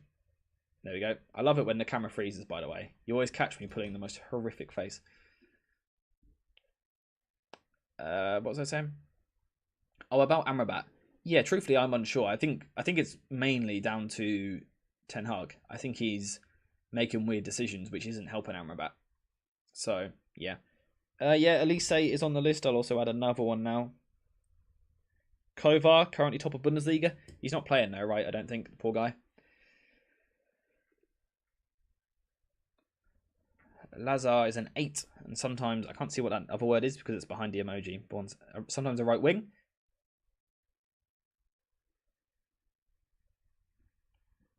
Brajan Gruda. Like I said, obviously I bring you guys a lot of different players, but I love to see you guys doing the same thing and bringing talents to me, which we can break down and watch.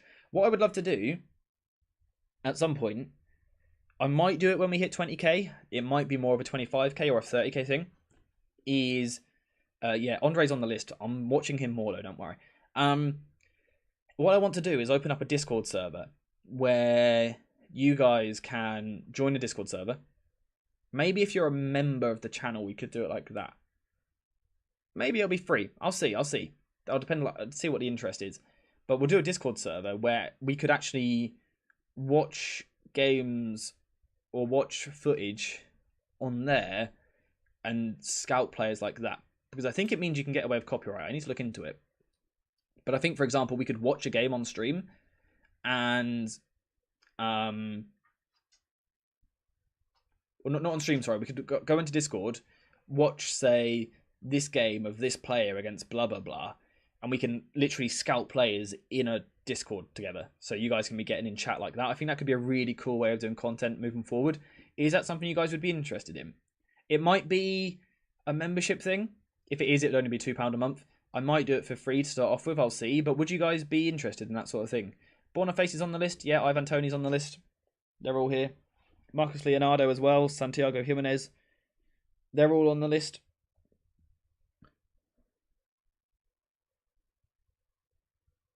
You guys would be interested in that? Like I said, I wouldn't mind if even if only 10 people were in the server. I think it would be a cool way of just doing something a little bit different. We could also do United analysis more in depth, because my videos, say on a post-match video, we're covering the game, but we're not breaking it down second by second. I'd like to almost, say at times, take 2 hours out and be like, we're now discussing this, like, we're going to watch this full match. Yeah, I'd have to check the copyright thing. I'll look into it, because I don't want to do anything which isn't right, so we'd have to look into it. But I'm working on it. Who are some of the holding midfielders on my list? Florentino Luis, I like him. Benfica, Matt Weifer of Feyenoord, Federico Redondo, Amadou Onana of Everton, and Zubamendi are the players currently on my list. I need more in that area. We could make like every 2 weeks watch the Brazilian League or La Liga for scouting. I would love to. I would love to. Ademola Lookman, he's a good player as well, yeah. I've watched a decent amount of Atlanta this season already. And last season as well, when I was watching Rasmus Højlund. Yeah, João Neves is on my list. I kind of don't know whether to consider him as a 6 at the moment or more of an 8. But I was actually one of the first ones on him. I will. That's my claim to fame here. João Neves, last season, I watched him live, his debut, and I was like, this guy is something. And now I tweeted out about him and stuff, done a video on him, and now he's playing every week. So I'm quite pleased with that one. Should we add Ronaldo to a list of players to scout? Maybe not.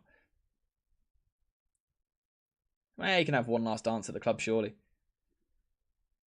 Lazar Samardzic, 1 second. Let me add him to the list. And then I'm going to disappear for 1 second because my dog's trying to break the door down again. 1 second, Buster, mate. I'll be there. Alright, I'll be right back. Just give me 1 second.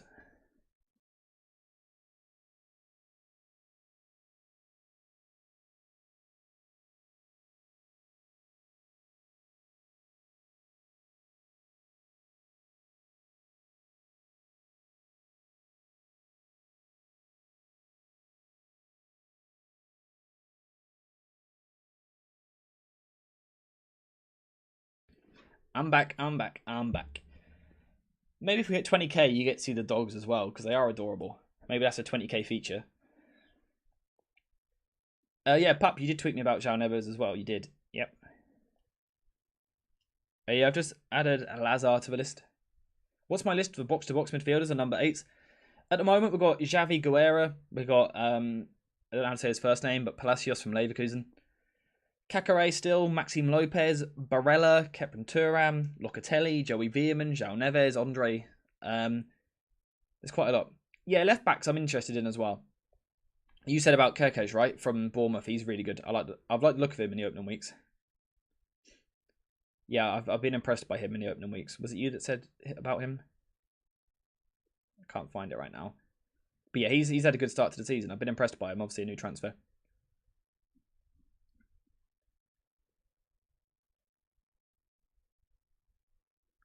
In a parallel universe, we might have Qatar ownership, Rangnick as director of football, and Paul Mitchell as head of scout. That would be massive. Yeah, it would be nice, wouldn't it? But we end up Sir Jim and the Glazers. Yeah, that appears to be the case right now. Yeah, best believe I've got so much content coming for you guys. I've got so many plans for the channel. What I want to do eventually also is maybe at 25k subs or maybe 30k subs, with that Discord server, make it so you guys can get involved actually in videos on the channel. So let's say I've got a new series coming called United Weekly, where we're going to break down all the big news from the week. What you'll be able to do on that series, if you're a member of the channel, or again, I might do it for free, I'll see in the future. But what I might do is make it so you guys can send in a question, either by like a message, and I'll put it on screen in the video and a shout out to whoever sends a question. Or you could send an audio clip of you asking the question, or you can send a video of you asking the question. and it's a way which you guys can actually get involved. You guys can be in videos if you want. If you're someone who wants to be a bit more private and just send a message rather than a video, that's completely fine. But yeah, the series is going to be United Weekly, where every Friday morning, maybe every Saturday morning, we'll upload a video where we cover the 5 big talking points from the week. With the green screen, we're going to put ourselves in like a Sky Sports sort of studio, just something a little bit different for the channel. 25k subs, and I'll do 25k. Yeah, keep you uppies. Yeah, 100% sure. I'll do it on stream if you want. I'll do a keepy uppy. If we do the Discord, I'll do a keepy uppy for every 1,000 subscribers we hit. I'll be okay until we hit about 70k. After that, I'll struggle. I think like 70. No, I did hit over 100 at one point. We're fine. I've got the keepy uppy sorted. Yeah, a keepy uppy per 1,000 subscribers we get coming to the channel soon. Is there anything else that you guys would like to see on the channel in terms of new content, new ideas, a Discord server where we can chat about stuff? Let me know what stuff you're interested in. Also, before we finish the stream, which isn't just yet, I do need to do an intro and an outro for this, which will be a bit weird because I've already done the whole video, but I need it for the video clip. Yeah, is there any sort of other content you guys are interested in?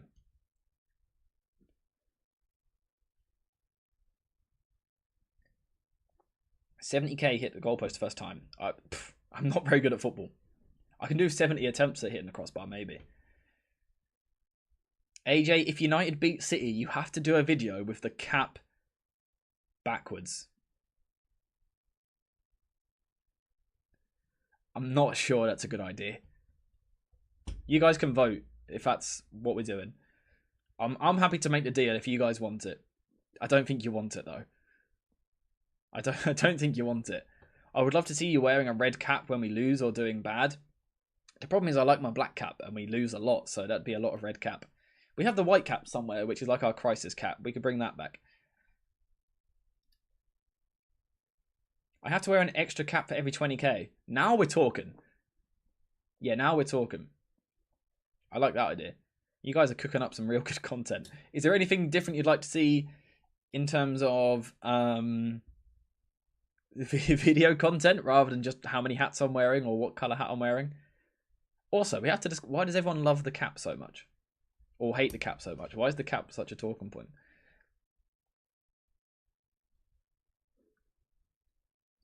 Let's make it better. If United win this weekend, do a Sue celebration in public. There is no chance I'll be doing that, I'm afraid. Absolutely no chance. No chance. What was I going to say? Make the players wearing a cap in the thumbnail. I wouldn't do it in the thumbnail for views, but I'll put a cap on everyone. That's something else, by the way. I spoke about the other day. If you guys become a member of the channel when we hit 20k, which I think will be £2 a month, what you'll get is you'll get a little emoji next to your name in chat. It'll be like a badge, and it'll be bronze, silver, gold, or the channel colours, representing how long you've been a member. And it's got like a little goat symbol in it to show that you guys are the goats for being members. But also you'll get custom emojis, one of which is an AJ analysis cap. Let me see if I can find it up real quick. Let me see if I can find it. Give me 1 second. So yeah, it costs £2 a month to be a member, but like I said, you get a loyalty badge which shows basically when you're in chat, you're the boss basically. It'll show to everyone that you're the member. And also I might do certain content which is only available to members. So again, keep an eye out for it in the future. Let me just try and find this stuff here real quick. Okay, so not really central. So this is the badge, a loyalty badge you'll get next to your name if you become a member. So when you've been a member for 1 month, you get the bronze, then the silver, then the gold, then the big green one for 12 months as a member of the channel to basically show that you're the boss. You're the goat of the channel. There's a few contenders here for goats. There's some real goats in the chat. But also, I'm working on some sort of custom emoji pack, which you guys can use as well if you're a member. So only members would be able to use this in chat. So you can send the AJ analysis cap, or if someone says something stupid, you can give them a yellow card or spam the 100 emoji, whatever you guys want. So yeah, that's something else which is coming to the channel eventually. So yeah, if you guys are interested in it. Yeah, Pap, I have added him. I haven't seen him play, but he's on my list of players to watch. Yeah, I will definitely make sure to watch him at some point. Let me just move this back to the middle of the screen and sort that out. There we go. Is there anything else people want to talk about for... Oh, there we go. Anything else people want to talk about for today? I think we've had a really good stream here, actually. You guys have been absolutely brilliant. We've had 60 people here, which we've had more before, but we've had like a really solid, the same guys in here the whole time, which is great.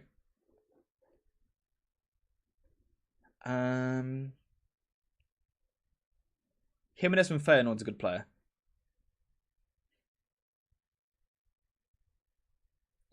Codename saying, AJ, let's go a little bit off topic. When you hit 30k, you have to stream with AJ Styles, a WWE wrestler. With AJ Styles gloves, fitting your channel name. Yeah, sure, let's make it happen. Where is Corey? I'm not sure where... Corey weren't here yesterday either. Hopefully we'll see him on a Friday, because he's a good lad. Hopefully we'll see him for Friday's stream.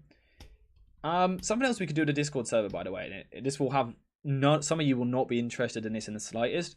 If any of you like game at all as well, there's also potential to have an AJ gaming set up in the Discord where you could maybe play EAFC or Football Manager with fellow subscribers, or, you know, this guy here. So that's another thing which is coming to the channel when we hit 20k. So you can join the Discord. You can do live analysis with me. We can break down different games. But yeah, like I said, for a bit of fun, yeah, we could do gaming and stuff like that. So again, if that's something you'd be interested in, let me know. Rocket League?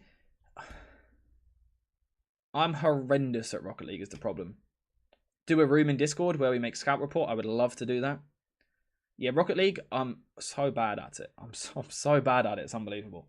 I do enjoy gaming though, but Rocket League, I'd happily play it if enough people wanted to on the Discord, but I'm not very good at it. And Ream just to stream the dogs, yeah, that's a good strategy as well. That would probably get more views than my analysis does, to be fair. Oh, trivia close to the end of every stream. Ali, I like that idea. I like that idea. Maybe as in like every Friday stream, we could do like a little trivia at the end. I like that idea a lot. Let me write that down. What would you, just based around what? Like the last week of football? There's definitely, yeah, we can work something there though. I like the idea of that.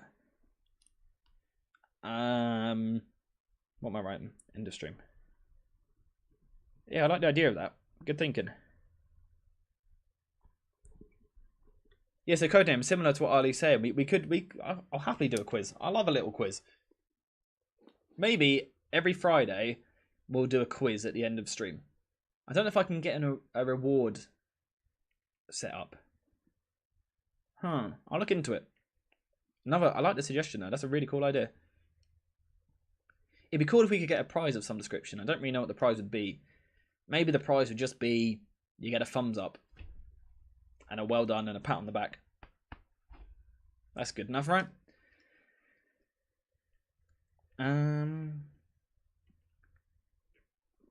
Just reading through chat real quick. 1 second, sorry.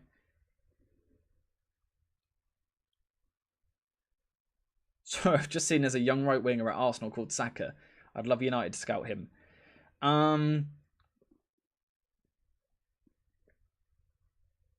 Think he might be unavailable. Free membership. Yeah, I don't think I can actually physically... I don't think YouTube lets you do that. If it does, though, I'll look into it. But I don't think you physically can. But I'll try, because you're definitely a goat. So you need a goat badge next to your name, my friend. I'll look into it. Yeah, Pap, I did do a video on Shea Lacey the other day, if you want to check it out. Probably last week, was it? Or was it the start? What day is it? Wednesday. Yeah, last week, or maybe at the weekend. I've done a video on Shea Lacey. I think he's a really good talent. Would I be down to do a stream where you pick your football all-time 11? I probably wouldn't do it on YouTube because I don't think it would get views, but I'll happily do it again on Discord or something like that. Yeah, check out the Shea Lacey video. I think he's a really good talent. I've been following him recently. Yeah, great player. A series showing people how to interpret tactics in a game would be cool. All the things to look out for and ways to order the chaos. I really like that idea. If that's something which you guys would be interested in, I'd love to do it. Again, that probably wouldn't be YouTube, just because I don't think it would translate very well in the algorithm and views. But I'd happily, again, do it on Discord. what I might do is do a Discord and have a section of it which is free, and then a section of it like certain rooms which you only get if you're a channel member. Again, channel membership will only cost £2 a month, which is pretty affordable if you ask me. So yeah, maybe I can do different things like that, or Patreon. That's the other option where you unlock content that way. After match stream, maybe do a players rating similar to what Mark Goldbridge does. Not a bad idea. In fact, yeah, I'll definitely do it. The only problem with that is I don't do many post-match streams because I don't like to stream late at night.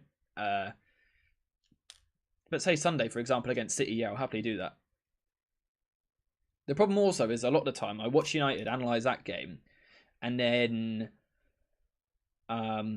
go straight into watching another game afterwards, or analysing another game, or scouting a certain player, so I don't always get time to stream. But the streams, I want to bring more streams to you guys because I really like the dynamic of... So today we've got a video sorted, which will go on the channel next week, talking about these guys. But also we've been able to interact, get your thoughts and stuff. I really like that. In my opinion, United need a versatile midfielder like Barella. Barella's on my list of people to watch.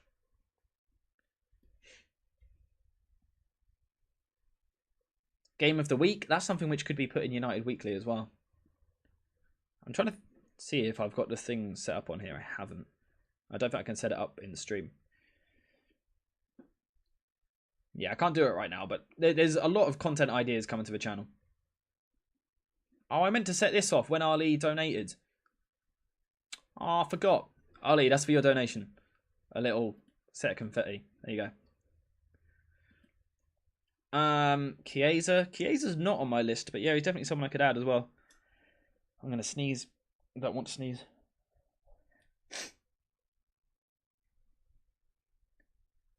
I'll add Chiesa to the list, though. That is a good shout. I think for today's stream, though, we are just about there. I really enjoyed this, though. Really enjoyed this. I think what I want to try and do is, rather than 2 streams a week, do 3 or 4, maybe shorter ones. I'll be right back. I'm going to sneeze.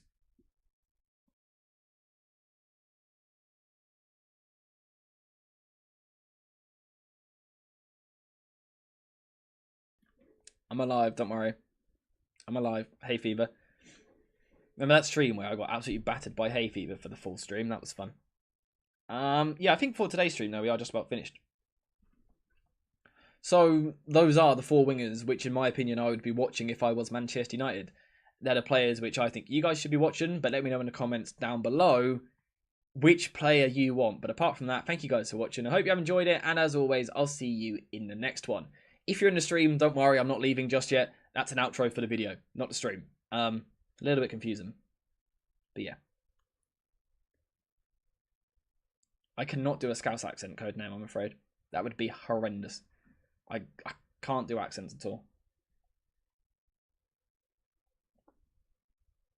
Sorry, just testing the green screen there.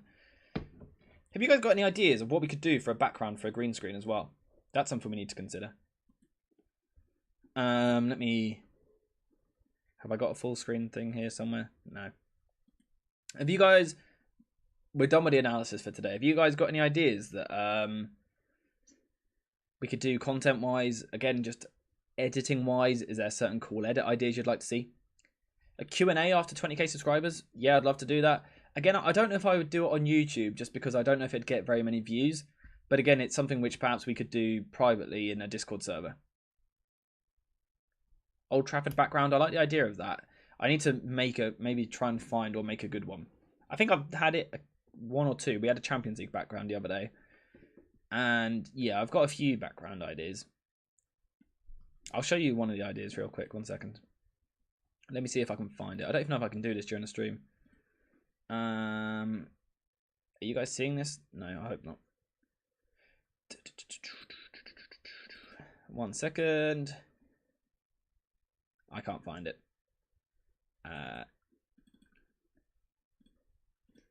I want to do some sort of edit. Hang on, I can't find the file right now. I want to do some sort of edit with this, where we can do like a series at the end of every week, where we are here, use this as a green screen and do it like that, and do like a this is the latest news of the week. Put the news story on the green screen behind. I think that could be a cool idea. Just for something a little bit different. You know, I feel like it just adds something different to the whole idea of it. Yeah, like I said, I've got so many ideas, though, for what I want to do. At 20k, at 25k, at 30k, I've got big ideas. I want to try and get you guys more involved in content, whether that be on YouTube or on Discord or on Patreon. I want to make you guys more involved. Some of that will have to be behind a paywall because it's a lot of work to do. But also, I want to make a lot of it free as well because I want to make it available to you guys because you guys are the ones which have supported the channel. Particularly you guys which are always here for streams. You really do support the channel a lot. So,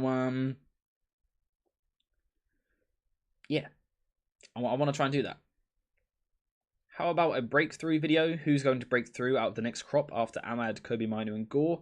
Yeah, it's a good idea. I'm watching the Academy more this season, so I'll happily do that. Yeah, I'll happily do that. It's a good idea. Right, I can't do it right now just because I haven't watched the players enough, but yeah, I'll happily do that in the future. Current favourite player and most favourite player of all time. My favourite player of all time is Wayne Rooney. He's the one which got me interested in football. My current favourite player.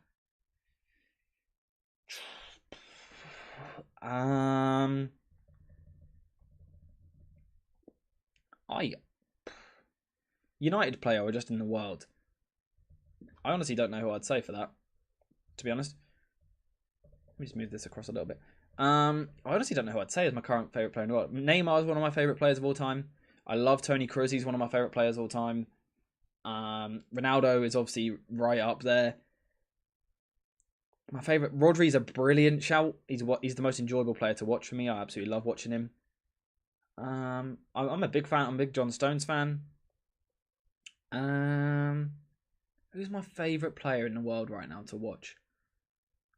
I mean, Mbappe's got to be up there just because he's so exciting. Frankie de Jong is maybe, or Bellingham. I love Bellingham as well.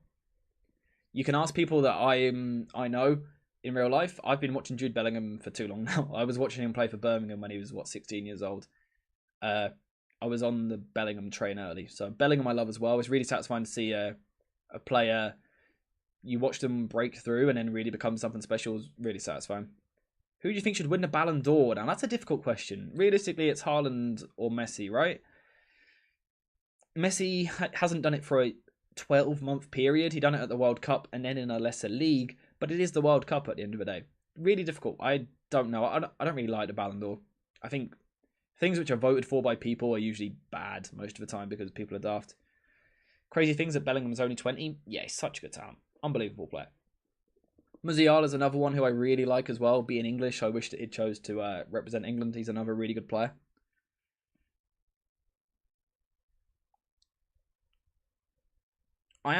This is slightly random. I am just going to quickly record the intro for what we've just covered, which, like I said, sounds stupid because you guys have watched the whole thing. But again, like I said, this will be put up as a video next week.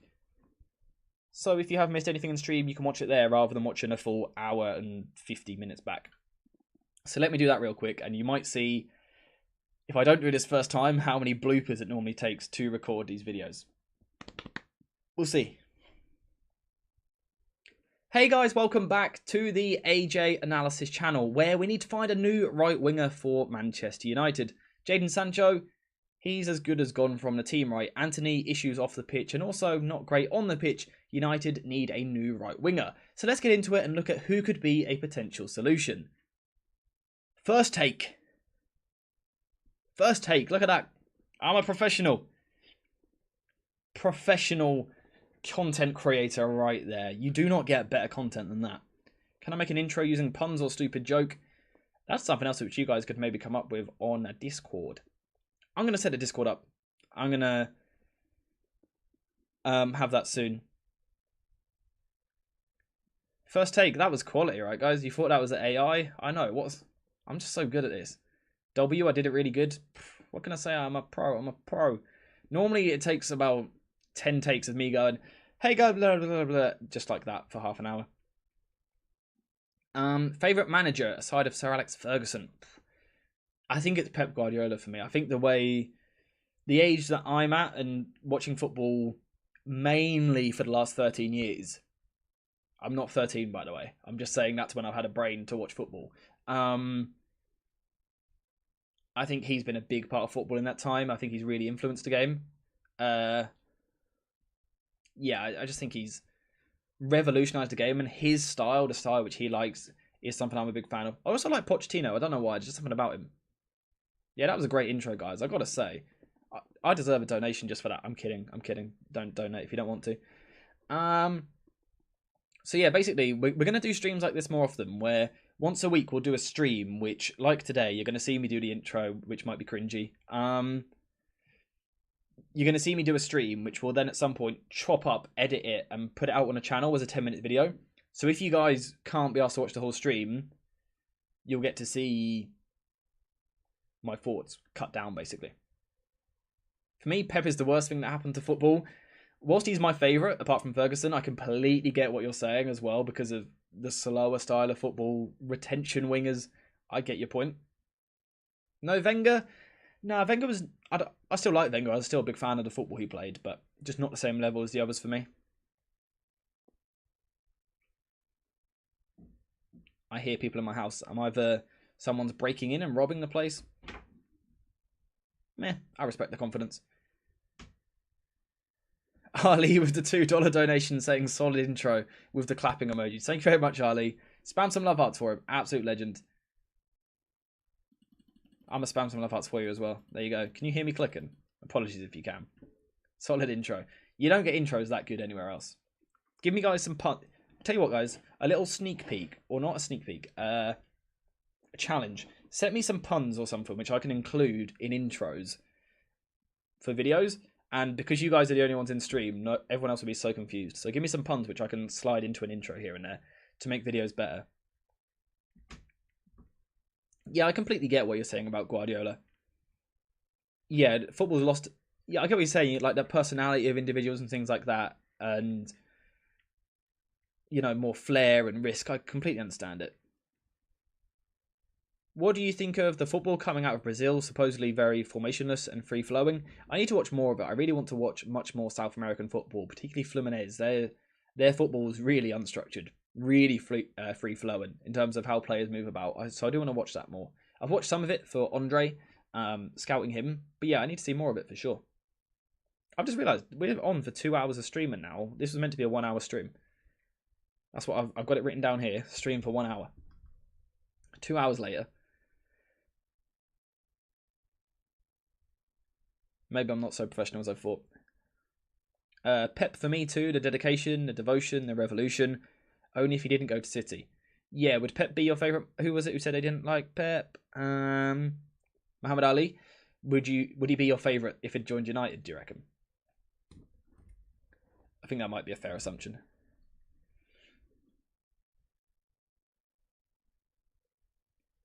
You can make it 5 hours. Might not have been enough of it. I'll be honest, you're not getting a 5 hour stream. You might.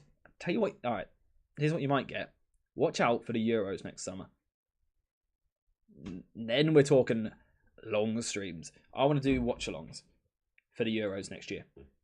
So I'm going to have the football on one screen. I'll analyse it live for you guys, because obviously when it's the Euros, you've got like a 3 o'clock kickoff, a 5 o'clock, whatever.